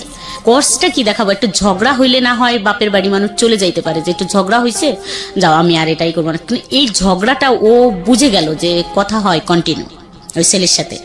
তো একদিন এরকম করে একদিন রাতে আমি কথা বলতেছিলাম 11টার দিক, এইটা আবার 3-4 বছর পরে। তো বাসার গেটের সামনে দাঁড়ায় কথা বলতেছি, দেখলাম যে ঘুমাচ্ছে, আমি আসতে ফোনটা নিয়ে বাইরে এসে কথা বলতেছি, 11টা বাজে মনে হয় তখন রাত। তা দেখলাম যে উঠে এসে আমার পিছন থেকে একদম চুল ধরে টানে নিয়ে গেল বাসার ভিতরে। আপনার জামাই? হ্যাঁ, আমার হাজবেন্ড নিয়ে গেল, নিয়ে যায় ফোনটা লাইনেই আছে, খুব মারামারি মানে মারলো, কান্না করতেছিলাম, ফোনটা কাড়ে নিনি, ফোনটা আমার হাতেই আছে, আমাকে খুব মারলো, মারার পর ও শুনলো, তো তখন ও বললো যে হয়তো বাসায় কথা বলছে ওর মার সাথে, তো তখন বেকার। তো মারটার শোনার পরে তো আমাকে পরের দিন সকালে ফোন দিল 10টার দিক, বললো যে তুমি কি বাসায় আসতে পারবে আমাদের। কাকে ফোন দিল? আমাকে ফোন দিল। যে ছেলেটার সঙ্গে আপনি প্রেম করেন সেই ফোন দিল? সে। আচ্ছা। তা বললাম যে হ্যাঁ আসতে পারবো না কেন, মানে চলে যাবে আমার হাজবেন্ড, তারপর 10টা-11টার দিক আসবো। তারপর আমি তো 10টা-11টার দিক গেলাম। আচ্ছা, বাই দ্য ওয়ে, আপনি যখন আপনাকে গায়ে হাত তুলতো বা অত্যাচার করতো, ইন দ্য মিন টাইম আপনি কি তাকে কোনো খোঁটা দিতেন যে আজকে আমার এই পরিস্থিতির জন্য তুমি দায়ী বা এরকম কোনো কিছু বলতেন? না, কখনোই বলতেন না, কিচ্ছু বলতেন না। প্রত্যেকটা মানুষের প্রতিক্রিয়া জানানোর ধরন আসলে ডিফারেন্ট। যাই হোক, তারপরে আমি গেলাম, ওর ভাই বোনের সাথে আমার দেখা হতো, বাজার টাজারে কথা হতো সবার সাথেই, কিন্তু ওর মাকে প্রথম দেখলাম, যায় জড়ায় ধরলাম, মা বলে ডাকলাম। মানে ওর ফ্যামিলি জানতো? হ্যাঁ, ফ্যামিলি জানতো, কিন্তু ওই বোন টোন ভাই দেখতো না, মানে ওর বোনদের সাথে দেখা হতো, ভাগ্নিদের সাথে। তোর মারে দেখলাম প্রথম, দেখে জড়ায় ধরলাম, মা করে ডাকলাম। তারপরে বাসায় বসলাম, তো বলল যে ও তো কোনো কাজ করতে চায় না, তাহলে কি করা যায়। কে বলছে এটা? এটা ওই ছেলেটার মা বললো যে ও তো কোনো কাজ করে না, মানে ওইভাবে ফ্যামিলি ভাবে, মানে ওর বউনাই ছিল, তার মানে ওর ফ্যামিলিকেও কনভিন্স করে ফেলেছে আপনার ব্যাপারে? আচ্ছা। তারপরে আপনার ব্যাপারে জানতো ওর ফ্যামিলি যে আপনার দুটো বাচ্চা আছে এবং এই অবস্থায় আপনি ওর চেয়ে 6 বছরের বড়, এবং সে অবস্থায় ও আপনাকে বিয়ে শাদী করতে চায়, এটা জানতো ওর ফ্যামিলি? বিয়ে করতে চাই এটা জানতো কিনা জানি না, তবে কথা বলতো, খুব সম্পর্ক। আমার যদি কোনো কথা বলতো তাদেরকে আর ছাড় দিত না, খুব মারতে যাইতো, গালাগালি করতো, বলতো ওর সম্বন্ধে কোনো কথা বলবি না। আচ্ছা, ওকে। তারপরে গেলাম, যার পরে বলল যে কি করব, ওর বোন বলল কি করব, ও বললো যে আমি তো ড্রাইভিং শিখি দ্রুত চাকরির জন্য, আমাকে একটু হেল্প করো, তো ড্রাইভিং শিখি। তো আমি বললাম বাহ, এটা তো ভালো কথা, যদি পারে তো ভালো, তাড়াতাড়ি এটাই হয়ে যাবে। তারপর আমার তো তখন টাকা পয়সা নেই, আমি তো মাত্রই একটু হাজবেন্ডের সাথে একটু কথা আবার হচ্ছে, একটু যাই আসি দোকান টোকানে, একটু করি। আমার হাতে একটা আংটি ছিল, আমি তখনই খুলে দিয়ে আসলাম, বললাম যে এটা বিক্রি করে শুরু করো, তারপরে পরেরটা দেখা যাবে পরে। ওটা 4,000 টাকা বিক্রি করলো, তো 10,000 টাকা লাগবে ওর ড্রাইভিং শিখতে। আমার একটা কানের দুল ছিল সোনার, ওই দুলটা সেই চাচাতো ভাইকে দিয়ে বললাম যে তুই আমাকে 10,000 টাকা দে, এই দুলটা রাইখে দে, আমি যেদিন নিতে পারবো তোরে আরো বেশি কিছু টাকা দিয়ে, ল্যাপটপ দিয়ে তোর টাকাটা দিব, আমার দুলটা আমারে ফেরত দিস। দুলটা হলো 16,000 টাকা দিয়ে বানানো ছিল, 10,000 টাকা ও দিয়ে দিল আমাকে, আমি আইনে ওকে দিলাম ওই 10,000 টাকা। তারপরে ড্রাইভিং শিখলো, শিখার পরে ভালোই চলতেছে, ও খুব 15 দিনের ভিতর ড্রাইভিং কমপ্লিট হয়ে গেল। তারপরে চাকরিও করা শুরু করলো, 3,000 টাকা বেতনের চাকরি, আমাদের এলাকায় চাকরি হইলো, খুব খুশি। আরো কথা বলা বেড়ে গেল, মানে ড্রাইভিং করতো আর ফোন দিত, আমি তো তখন একবারে মনে হইতো যে ও আমার হাজবেন্ড। এর মাঝখানে তো আরেকটুই হলো যে মাঝে মাঝে দেখা হতো, 2-3 মাস 5 মাস পর আমাদের হয়তো দেখা হইতো। তখন বাসায় তো আসতে পারতো না, বাইরে একটু দেখা হতো, কোথাও আমরা ঘুরতে যাইতাম, সপ্তাহে 1-2 দিন ঘুরতে যাইতাম, কিন্তু ওইভাবে আর দেখা হইতো না, 2-3 মাস পর হয়তো। মার কাছে কান্না শুরু করলাম, যায় এখন টাকা পয়সা একটু যাই হোক বাইরে যাই আসি, একটু টাকা পয়সা নেই, বাজার টাজার নিজে করি, যে 500 টাকা দাও বা 200 টাকা দাও, আমরা বাজার করব, এটা কিনবো সেটা কিনবো, যাই হোক দেয়া শুরু করলো, একটু ভালো রিলেশনে চলে আসলাম। রিলেশনটা ভালো হইলো, হয়তো আমার হাজবেন্ড এটাই বুঝছে যে একটু টাকা পয়সা দেই, যদি ভালোভাবে থাকে, অন্য মেয়েকে তো আর বিয়ে করা সম্ভব না, যদি থাকে হয়তো। আমার শাশুড়ি খুব সাপোর্ট করতো, আমাদের সবাই একটু সাপোর্ট করে, যারা আছি, হয়তো বলছে বুঝায় যে দিস সবকিছু, খালি এগুলো দিয়ে কি করবি, চলে গেলি সাল মেয়ে দুটো নিয়ে কি করবি, যাই হোক। তো আমাদের তখন থেকে দিত, কিছু চাইলে যে একটু জামা কাপড় বানাবো, 500 টাকা দাও, হয়তো 200 টাকার বানাতাম, 200 টাকা জমা রাখতাম, রেখে দিতাম, এরকম। তারপরে বাপের বাড়ি যাই, কান্না করতাম যে মা আমি যাব না ওইখানে, আমার ভালো লাগে না এটা। কিন্তু আমি কখনো মুখ দিয়ে বলিনি যে এই ছেলেটার সাথে আমাকে বিয়ে দাও, আমার লজ্জা করতো যে আমাকে ওখান থেকে ছাইরাই নিয়ে আসো, আমাকে আমি ওকে বিয়ে করব, এরকম বলতো আমার লজ্জা করতো। আবার আমি আইসে পাগলামি করতাম, কান্নাকাটি করতাম, মাকে জড়াই ধরে ধরে কান্না করতাম, ডাক ছেড়ে কান্দে। তারপর আমি আবার থাকতামও না বাবার বাড়ি, চলে যেতেন। খাবোটা কি থাকলে, মানে ভাই বোন নিয়ে ওখানে থাকলে কি খাবো, খাওয়ার কথাটা মনে পড়তো। আমি আবার বাচ্চা নিয়ে এখানে থাকবো, আমার মারই তো এত কষ্ট, ভাই বোন নিয়ে সেই তো ভাতের যন্ত্রণায় অস্থির। এরকম করতে করতে তো প্রায় 5 বছর 6 বছর কেটে যায়, কোনোভাবে বেরোইতেই পারলাম না। তা এখন মেয়ে হোক বড় হয়ে গেল, 9-এ পড়ে। তা বললাম যে মেয়েটা রাইখে কোথায় যাব, এরকম শিয়ানা মেয়ে। তারপরে আমি মেয়ের জন্য ছেলে দেখা শুরু করলাম। সবাইকে বলতাম যে, ঘটকদের বলতাম যে 10,000 টাকা দেবো যে আমার মেয়েটা বিয়ে দিলে সুন্দর ছেলে দেখে। তো এর মাঝখানে আমার হাজবেন্ড কিন্তু ফুল ফিট ভালো হয়ে গেছে, একদম ভালো হয়ে গেছে। এখন যদি বলি যে 1,000 টাকা লাগবে, 1,000 টাকাই, মানে আচরণগত দিক থেকে ভালো হয়েছে, একদম ফুল ভালো হয়ে গেছে। তা উনি পরের দিন বিকেলে একটা ছেলের ছবি নিয়ে আসলো, আর্মির চাকরি করে। দেখলাম, দেখে তো ভালোই লাগলো, বললাম তো কথা বলেন। তো আমার মেয়েকে দেখলো, দেখে ওরা পছন্দ করলো, ঠিক আছে। তা ওই ছেলের মা আসলো, বলল যে, আমি বললাম যে শোনেন, কোনো কথা বলা লাগবে না, আমার তো যে মনের ভিতর রয়েছে যে মেয়ে বিয়ে দিয়ে তো আমি চলে যাব, তো আমার মেয়ের পিছনে যদি 5-7 লাখ টাকা যায়ও আমার তো সমস্যা নাই, আমি তো একবারে দিয়েই যাব, কোনো কথা বলার থাকবে না যে শাশুড়ি এরকম বা আমার বেন এরকম ছিল। তো বললাম যে কোনো কথা বলা লাগবে না, আমরা যথেষ্ট পরিমাণ জিনিসপত্র দিয়ে দেব, কোনো টু শব্দ হবে না, আপনি বলতেও পারবেন না এটা ভালো লাগে নাই। যাই হোক, এইভাবে বিয়ে হলো। বিয়ে দিয়ে দিলেন? হ্যাঁ, বিয়ে হয়ে গেল পহেলা বৈশাখ। গুডনেস, ওকে ওকে। দেখেন, মানে না বলেন, আপনি বলেন, আমি আসলে আগে থেকে মন্তব্য না করি। হ্যাঁ, বিয়ে দিয়ে দিলাম। ওর তো প্রায় 7,60,000 টাকার মতো খরচ হইলো ওর বিয়েতে, সবকিছু দিয়ে একবারে পুরাই করে দিয়েই বিয়ে হয়ে গেল। এখন বিয়ে হওয়ার পরে আমার বিষয়টা নিয়ে শুরু হয়ে গেল তোলপাড়। কিরকম তোলপাড়? তোলপাড় শুরু হইলো এটাই যে শাশুড়ি কথা বলে কারোর সাথে, মানে ও তো আর্মি, ও হচ্ছে ও খুব ভালো ছেলে, মানে সবাই খুব ভালো, কিন্তু ও একটু বেশি ভালো, ভালো ছেলে। মানে ও চাচ্ছে যে আমার শাশুড়ির তো কম বয়স, আইসে আইসে থাকতেছে, দেখতেছে। 1 বছর পর আর কি ও এগুলোই করলো যে কম বয়স শাশুড়ির, কিন্তু কথা বলে ফোনে, এটা আমি জানতে পারছি বাইরের থেকে। তারপরে আমি একটু দেখে রাখি, আমার শাশুড়িকে একটু দেখে রাখি, মানে বয়স কম, একটু দেখে রাখা, মানে একটু শাসন করা, একটু এটা সেটা বলা শুরু করলো। তা আমার ভালো লাগতো না এগুলোই ঠ্যাস ঠুস বলা টলা শোনা টোনা। তা আমি চুপই থাকলাম, তো কোনো কথা বলতাম না। তা আমার মেয়েকেও প্রশ্ন করতো যে কথা বলে এটা মানা করো, এটা কথা বলে মানা করো, কিন্তু কথা বলে কিভাবে মানা করলেই কি এটা হয়? আর তখন তো প্রায়, তার মানে it was an open secret, because আপনার ফ্যামিলি সবাই এটা জানতো, আপনার মেয়েও এটা জানতো, আপনার ছেলেও এটা জানতো, সবাই জানতো। এবং সবাই এক ধরনের কি, মানে আপনার ছেলে মেয়ের রিয়াকশন কি ছিল বলেন তো? ওই যে বাবার দিক থেকে একটু কমই ছিল না, যখন ওরা ছোট ছিল ওদের জন্য তো এরকম, বললাম না, একটা চকলেটও তো কখনো হাতে করে আইনে দিয়ে বলে নাই যে এই চকলেটটা তুমি খাও। তার মানে ওরাও সামহাও বাবার এই ফলটা খুঁজে পেয়েছে। এখানে একটা জিনিস খুবই মারাত্মক ভাবে আমি পয়েন্ট করতে চাই। ব্রোকেন ফ্যামিলির ক্ষেত্রে ম্যাক্সিমাম টাইম আমি দেখেছি ছেলে মেয়েদের ক্ষেত্রে, যখন এরকম বাচ্চাদেরকে নিয়ে অনেক সময় মা চলে আসে বা বাবা চলে আসে, দেন আই আস্ক দেম যে আসলে তোমার দিক থেকে পয়েন্টটা কি, তুমি কেন তোমার বাবাকে স্টপ করো নাই, বা তুমি কেন তোমার মাকে থামাও নাই? এবং কমন অ্যান্সারটা এরকম থাকে যে বাবা তো আমার সাথে যেটা করেছে সেটাই তো আমার পছন্দ ছিল না, মা আমার সাথে যেটা করেছে সেটাই তো আমার পছন্দ ছিল না। এবং তারা খুব ন্যাচারালি একটা পক্ষ নিয়ে নেয়, সেটা মায়ের পক্ষ হোক বা বাবার পক্ষ হোক।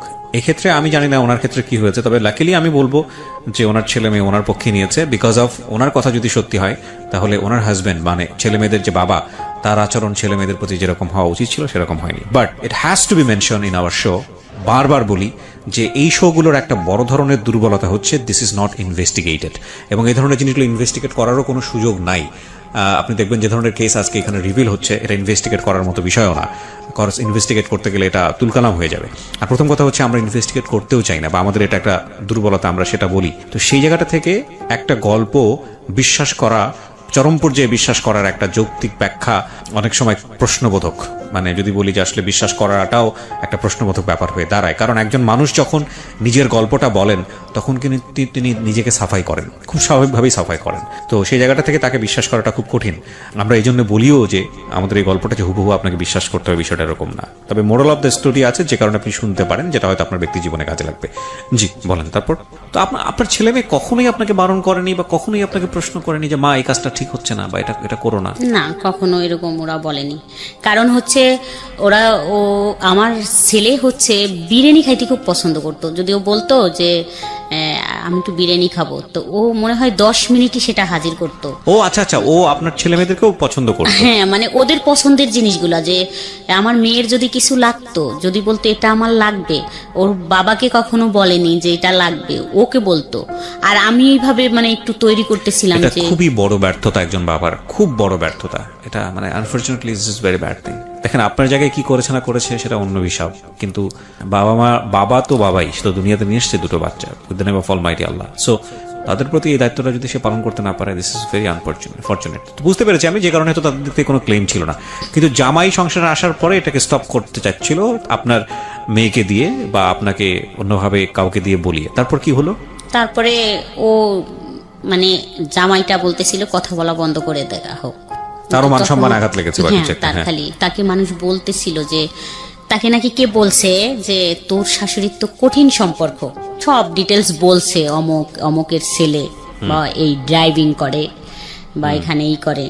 তারপরে বলতেছিল যে কথা বলা বন্ধ করে দেয়া হোক, কিন্তু আমি কখনো এটা করিনি। কেন কথা বলা বন্ধ করে দেব? তাকে ছাড়া তো বাঁচবই না, তাই কথা বলা বন্ধ করব কি করে?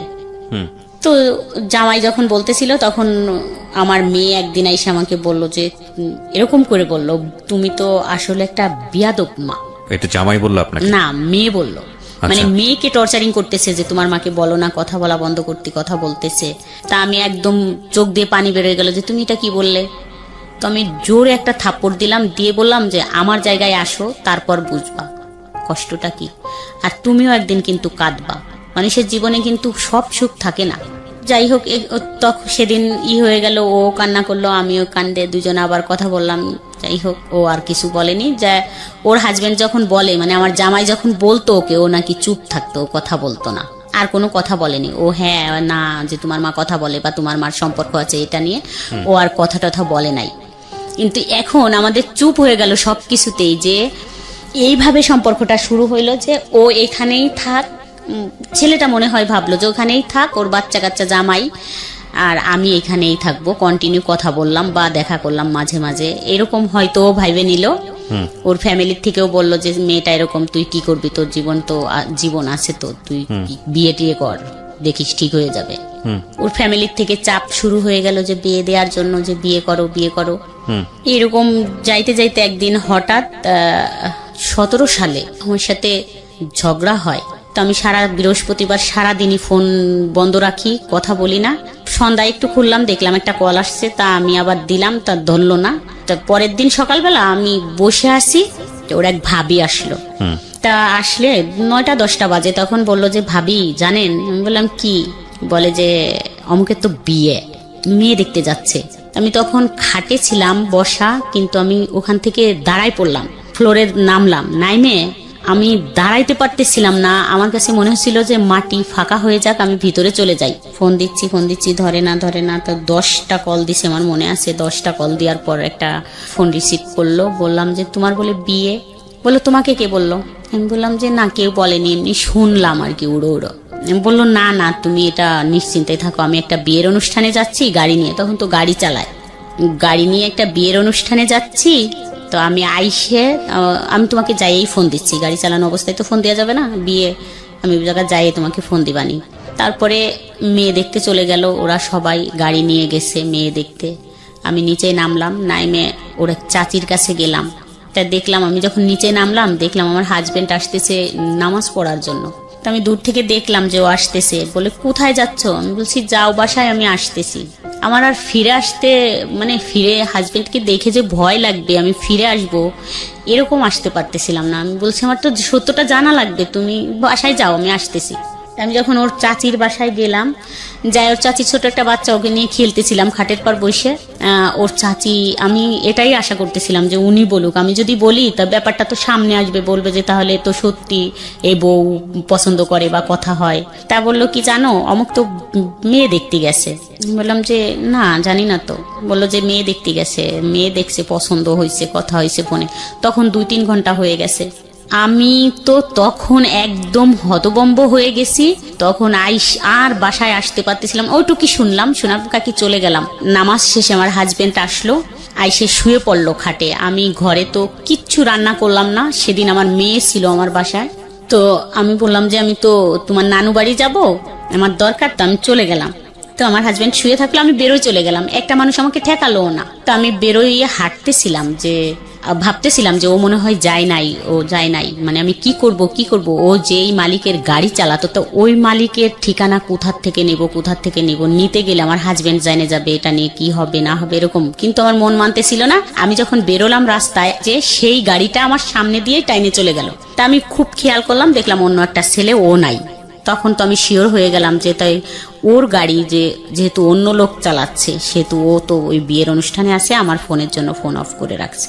তো এক সময় 8টার দিকে ফোন ঢুকলো, তো কান্না করলাম যে কোথায় তুমি আমাকে এরকম করে রাইখে গেলে। বললো যে চিন্তা করো না, আমরা চলে আসছি, ওরা আমাকে জোর করে নিয়ে গেছিল, তুমি চিন্তা করো না, কিছুই হবে না, তুমি কোথায় আছো, চলে আসো। বলছি আমি এখন তো অনেক রাত, চলে আসবো কি করে, আমি তো এখানে আসছি, কাশিয়ানি আসছি। তা বলছে তাই থাকো, খুব ভোরে আমি দরকার হয় নিয়ে আসবানি তোমাকে, থাকো এখানে, কাকা ডাকতিছে, তুমি তো কাকার সাথে কথা বলে তোমারে ফোন দিবানি। তারপর আমি তো যাই ঈশার নামাজ পড়লাম, ঈশা পর্যন্ত মানে 10-15 মিনিটের মতো কথা হইলো। তারপর আমি খুব ভোরে ঘুম থেকে উঠে ওদের বাড়ির ওই কাজ দিয়ে আসলাম।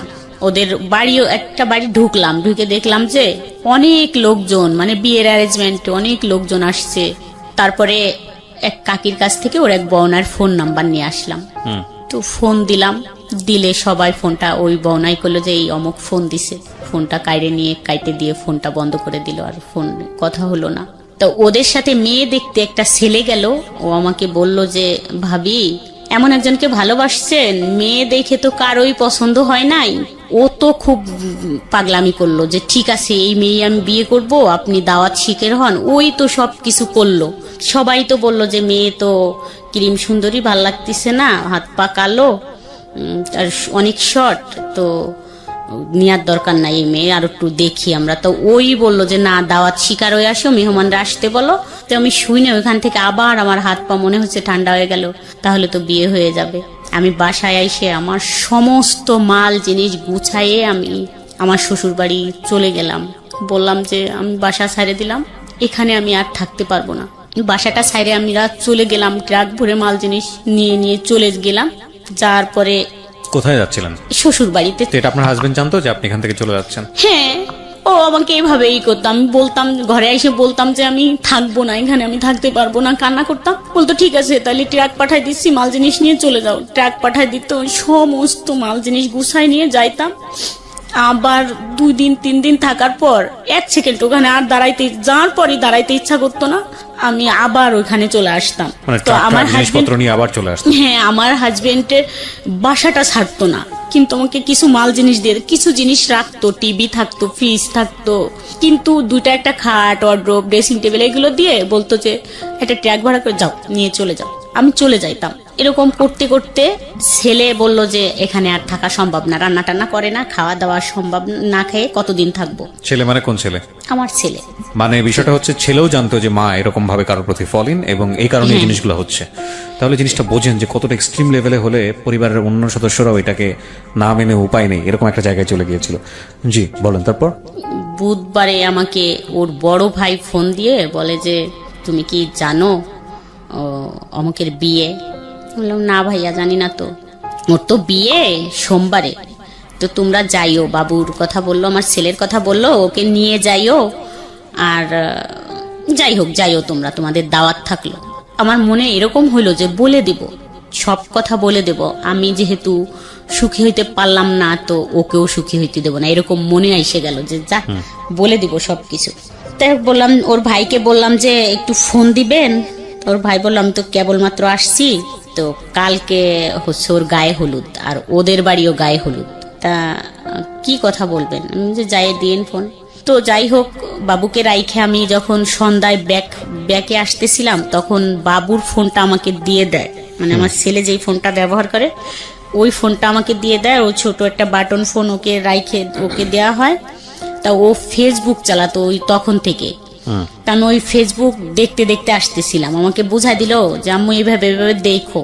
তো দেখতে দেখতে আসতে আসতে তখন আমি একটা লেখা পড়লাম যে অধিকার কেউ কাউকে দেয় না, আদায় করে নিতে হয়। কোথায় বললেন? বাসের মধ্যে? হ্যাঁ, বাসের ভিতর এই লেখাটা আমি পড়লাম যে অধিকার কাউকে দেয় না কেউ, কিন্তু আদায় করে নিতে হয়।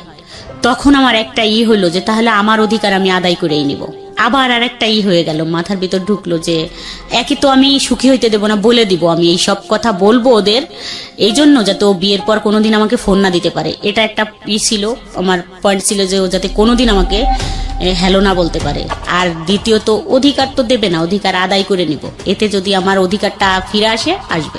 তো আমি এসে রাত 11টার দিক ওদের বাড়ির ওইখানে নাইমে দেখি যে গানের শব্দে কান ঝালাপালা। তো আমি আর ফোন টোন দিলাম না, আস্তে হাইটে বাসায় আসলাম। আইসে ঘুমাইতে পারলাম না, শুয়ে থাকলাম। খুব ভোরে উঠছি একদম ফজরে। তা আমি ওর শ্বশুর বাড়ি গেলাম, ওই যে প্রশ্ন করব যে আমি তোমাকে 4টা প্রশ্ন করলে তুমি কি উত্তর দেবে। তো যাই বললাম, ওরা মনে করলো যে আমি মনে হয় ওর কলিগ, এই জন্য দেখতে আসছি। তো যার সাথে বিয়ে সেই মেয়েটাকে ডাকলো, দেখলাম। মেয়ের মাকে বললাম যে আন্টি আমি একটু কথা বলবো, আপনি কি শুনবেন? তা বললো আচ্ছা ঠিক আছে। উনি আমাকে পাশে ডাইকে নিয়ে গেল, নিয়ে আমি ফোন দিলাম। ফোন দিয়ে বললাম আমার ফোনে তো টাকা নাই, ব্যাগ দাও। সাথে সাথে ব্যাগ দিল। ওই মেয়ের খালা আর মা আমার সাথে থাকলো। ব্যাগ দেওয়ার সাথে তো ওই মেয়ের খালা ঢাকা থাকে, খুব চালু। বললো যে বাহ ভালো ব্যাপার তো, ব্যাগ করতে বলার সাথে ব্যাগ দিয়ে দিল, তাইলে তো কিছু একটা আছে রং। তা বললো যে দেখছিস আপা, ব্যাগ করার বললো যে ব্যাগ দাও, টাকা নাই, সাথে সাথে ব্যাগ দিল, তাইলে তো ওই ছেলের কিছু, মানে আমি কিছুই বলছিলাম না তখন। ওরা বলে যে যাই হোক বিয়ে ভাঙতে গেছে, কিন্তু আসলে আমি বিয়ে ভাঙতে গেছিলাম না। তা আমি ফোনটা হ্যালো বলার সাথেই ওর শাশুড়ি আরেকটা ছেলেকে ডাইকে নিয়ে আসলো। এই ঘুমের থেকে ডাইকে উঠালো, এই আই তো দেখতো এখানে এটা কি হয়েছে। তা ওই হ্যালো বললো, ব্যাগ দেওয়ার পরে হ্যালো বলার সাথেই ওরা চিল্লাচিল্লি করলে আমি ফোনটা কেটে দিলাম। কাটার সাথেই মানে ফোনটা আমার কাইরে নিয়ে গেল ওই যে মেয়েটা, ওর খালা শাশুড়ি। আচ্ছা, ফোনটা কাইরে নিয়ে গেলে ওখানে অনেক মেসেজ ছিল ওর দেওয়া, ওই মার্চেই, ওর বিয়ে মার্চেরই মেসেজগুলো ছিল। ওই মেসেজগুলো দেখলো, অনেকগুলো ছবি ছিল, যাই হোক আমার ছবি ছিল, ওর একসাথে ছবি ছিল, এগুলো দেখলো, কল রেকর্ড দেখলো, সবকিছু। কালকে কথা হয়েছে, আজকে কথা হয়েছে, যে কয়বার কথা হয়েছে, যাই হোক সবকিছু দেখে ফোনটা আর দিল না। আর আমাকে বলা হইলো যে তুমি কোথা থেকে আসছো। আমি তো হতবম্ব, একদম চুপ। আমি তখন তো বুঝতেই পারিনি যে ব্যাপারটা কি হইতেছে বা হবে। একদম চুপ করে দাঁড়ায় আছি। তা অনেক সময় দাঁড়ায় আছি। তা একজন বলল যে এই একটা চেয়ার দিয়ে বসুক, বললো না দাঁড়ায় থাক। তা ওরা হইচই করলো, ওই গ্রামের মাতুব্বর, মেম্বার, চেয়ারম্যান, যত মানুষ ছিল সবাই আসলো। আর এই ছেলেটার বাড়ির থেকে গাড়ি ভইরে সব লোক গেল, মুরব্বীরা। আমার হাজবেন্ড গেল। যাওয়ার পরে কথাবার্তা হইলো। আমার হাজবেন্ড বললো যে না, ওর কাছে ও তো অনেক টাকা পয়সা নিছে আমার ওয়াইফের কাছ থেকে, এই জন্যই মনে হয় টাকার জন্য আসছে, যে টাকাটা বিয়ে করলে তো টাকার পয়সা দেবে না, কথা বলতে পারবে না, এই জন্য টাকাটা মনে হয় যে টাকাটা ফেরত দিক, এটাই বলার জন্যই আসছে। আমার হাজবেন্ড ওখানে এটা বলল। মানুষ যে কি বলছিল সেই কথাগুলো যদি মানে এরকম বলতেছিল। ওই মেম্বার আসলো, আইসে আমি বসে আছি, মানে তার প্রথম কথা এরকম হলো যে মনা তোমারে দেখতে তো ভালোই লাগে, তুমি ভালো ফ্যামিলিরও বউ। তা বিয়ের আগে ছেলেরা একটু টাইম পাস করে, এরকম বিয়ে করে না। যদি তোমাকে বিয়ে করতো তাহলে এই মেয়ের সাথে বিয়েতে রাজি হইতো না। তুমি এখানে কেন আসছো? আমি সত্যি আমি বুঝি নাই যে আমি আসলে কিসের জন্য ওখানে চলে গেছিলাম। এখন আমার মনে পড়ে যে আমি কেন গেলাম ওইখানে, আর কি জন্য। আজ তো না গেলে খুব ভালো জীবন কাটাইতে পারতাম এরকম, কিন্তু আমি জানি না বাট কেন গেছিলাম, কি ছিল আমি জানি না। জীবনে যত গালাগালি আর যত কথা শুনছি তার থেকে আমার কাছে মনে হচ্ছিল যে কিসে এসে পড়লাম আর কি করলাম। দেখেন, তারা যেসব আচরণ করেছে এটা তাদের জায়গা থেকে যুক্তিপূর্ণই ভাবে যে এত বড় বড় দুটো সন্তান আছে, সে একটা জায়গায় সংসার করছে, এরকম একটা ছেলের সঙ্গে সম্পর্ক করে যে ছেলের বিয়ে হওয়ার কথা সেই ছেলের বাড়িতে গিয়ে উপস্থিত হয়েছে এই মহিলা, আপনার ব্যাকগ্রাউন্ড তো তারা জানে না। আজকের এই গল্পে যেভাবে আপনি আজকে বলেছেন, তবুও 2 ঘন্টা সময় এনাফ না একটা মানুষের পুরো গল্প আনার জন্য। এই ব্যাকগ্রাউন্ড তো তারা জানে না, তারা শুধু রেজাল্টটা দেখছে, যেটার কথা আমি একটু আগেই বলেছি। পত্রপত্রিকায় বিভিন্ন জায়গাতে আমরা এরকম ঘটনা দেখি, তো তারা তো সেটা জানে না। সুতরাং 1000 জন মানুষের সাইকোলজিকে তো আপনি জাস্টিফাই করতে পারবেন না। হ্যাঁ, আপনার জন্য কষ্টকর, কারণ তারা অতীত জানে না, কিভাবে হয়েছে সেটা জানে না, কেন হয়েছে সেটা জানে না। তারপরও সামাজিকতার জায়গাটা থেকে এগুলো অন্যায়, চরমতম অন্যায়। কিন্তু এখানে যদি আপনাকে দোষ দেওয়ার জায়গাটা থাকে, সেটা একটা জায়গাতে আছে, সেটা নয় আমি একটু পরে কথা বলতে চাই। কারণ এই সম্পর্কটা তো 10 বছরের, ততদিনে আপনার একটা ম্যাচুরিটি এসছে। কিন্তু আপনি এতটাই বেশি ছেলেটার প্রতি ফলিন হয়েছেন, এতটাই বেশি প্রেমে মজে গেছেন, বা এতটাই বেশি আপনাকে ভালোবেসে ফেলেছে যে এখানে আসলে আর কোনো যুক্তি খাটতেছে না। মানে মেয়ে বড় হয়ে গেছে, মেয়ের জামাই হয়েছে, মেয়ের বিয়ে শাদী হয়ে গেছে, ছেলে এত বড় হয়ে গেছে। আজকে আপনি ছেলেকে সাথে করে নিয়ে এসছেন স্টুডিওতে, স্টুডিওর বাইরে আপনার ছেলে অপেক্ষা করছে। এত বড় হয়ে গেছে, লোকজন জানাজানি হয়ে গেছে, এখন আর এসব চলে না। এখন নিজের জায়গাটা তৈরি করে নেওয়া উচিত, আলাদা হয়ে বের হয়ে যাওয়া উচিত। সেই জন্য যথেষ্ট সময় পেয়েছেন, কিন্তু সেটা সম্ভব হয়নি because of you love him deadly. এবং একটা কথা আছে যে যুদ্ধক্ষেত্র এবং ভালোবাসার ক্ষেত্র, এই দুটো ক্ষেত্রে নাকি সবকিছুই সম্ভব। এখানে কোনো হানা বলে কোনো কিছু নেই। Everything is possible in love and war. যাই হোক, আমি বারবারই বলি যে ভদ্রমহিলার দিকে বা উনি যা বলতে এসছেন সেদিকে আঙুল তোলা আমাদের উদ্দেশ্য নয়। ওনার জীবনে যেটা ঘটেছে সেখান থেকে শিক্ষা নেওয়াটাই হচ্ছে আমাদের অনুষ্ঠানের মূল উদ্দেশ্য। জি, তারপরে কি হলো বলেন তো ওই বাড়িতে? তারপরে ওরা ওদের রান্না বান্না কমপ্লিট করলো, সবাই বললো, ওই মেম্বার বললো যে ঠিক আছে তোমরা সব করো, এখানে বিয়ে ভাঙা টাঙা লাগবে না, ওই মেয়েটা চলে যাচ্ছে, ওকে চলে যাইতে দাও, ওর হাজবেন্ড আসছে, ওর হাজবেন্ড খুব ভালো মানুষ, দিয়ে দাও, যাই করছে ভুল করছে না। কিন্তু এখানে তো একটা প্রশ্ন এসে যায়, যেখানে ওনারা সেলফোন পেলো, আপনার এরকম একটা অবস্থা দেখতেছে, ছেলেও আপনার প্রতি ডেভোটেড, এটা ওরাও বুঝতে পারছিল, তারপরে ওরা বিয়ে দিতে চাচ্ছিল কেন মেয়েটাকে? ওই ছেলেটার সাথে ওদের সম্পূর্ণ কাজ কমপ্লিট হয়ে গেছে, বিয়ের ডেট পড়ে গেছে, দাওয়াত হয়েছে, মেহমান অতিথি এসে গেছে, টাকা পয়সা। দেখেন, আমাদের সামাজিক দৃষ্টিভঙ্গির এই জায়গাগুলোর পরিবর্তন খুব জরুরি, খুব জরুরি। পরিবর্তন যে হচ্ছে না তা না, তবে পরিবর্তনগুলো খুব জরুরি। এটা অস্বীকার করার কোনো উপায় নাই যে একটা মেয়ের বিয়ের অনুষ্ঠান সবকিছু প্ল্যান হওয়ার পরে যখন বিয়েটা ভেঙে যায়, তখন পরবর্তীতে ওই মেয়েটার সামাজিকভাবে বিয়ে হওয়াটা কতটা কঠিন আমাদের সমাজে।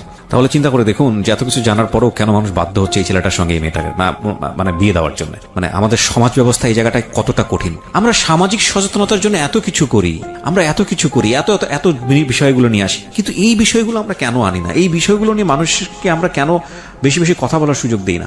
আমাদের এই সামাজিক চিরায়ত এই যে প্রতিবন্ধকতাগুলো একটা মেয়ের জন্য বা একটা মানুষের জন্য, এগুলো নিয়ে আমরা কেন কথা বলি না? এগুলো নিয়ে আমরা কেন ওপেন টক করি না, যাতে করে এই জায়গাগুলোর পরিবর্তন হয়? খুবই জরুরি।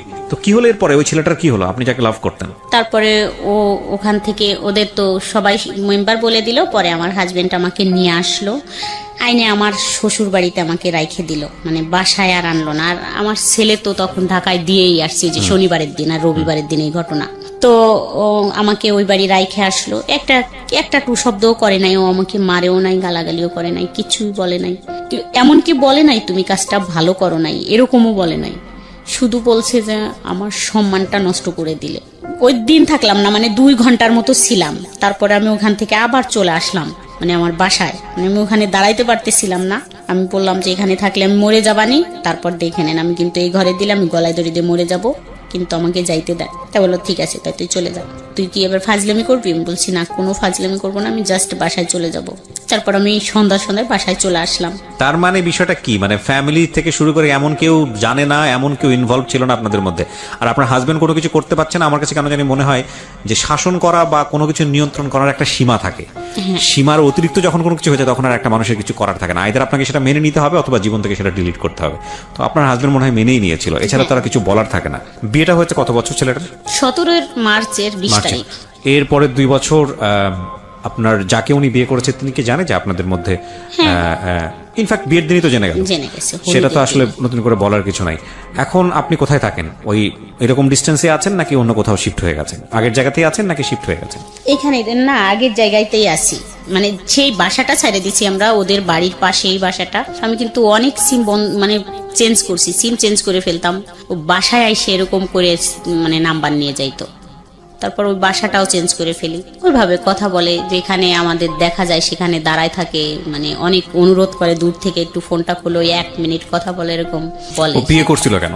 এখন এইটা বিয়ে করছে তার বাবা মা দিছে, মানে ফ্যামিলির থেকে দিছে। তার ফ্যামিলি তো আপনাকেও এক অর্থে অ্যাকসেপ্ট করেছিল। হ্যাঁ।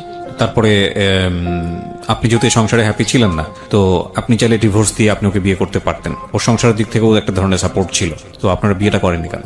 ও যে বললে সে ভুল হয়ে গেছে, ভুলটা কেন হয়েছে? এটা তো জানি না যে কেন করছে। ওর ফ্যামিলির থেকে এখন বলে যে আমাকে জোর করে বিয়ে দিয়েছে আমার ফ্যামিলির থেকে। আসলে কি আপনার মনে হয় এটা ওর ফ্যামিলি সেটা করতে পারে? কারণ আপনি তো ফ্যামিলিতে যাওয়া আসা ছিল আপনার। ফ্যামিলির থেকে না। আপনি আপনার বয়স কত বলছিলেন শুরুতে? 34। আমি একটা কথা আপনাকে বলি, মানে আপনার বয়সের জায়গা থেকে, অভিজ্ঞতার জায়গাটা থেকে, আমি আমার নিজের জায়গা থেকে যতটুকু বুঝেছি, প্রথমত আপনার পক্ষে কিছু বলি।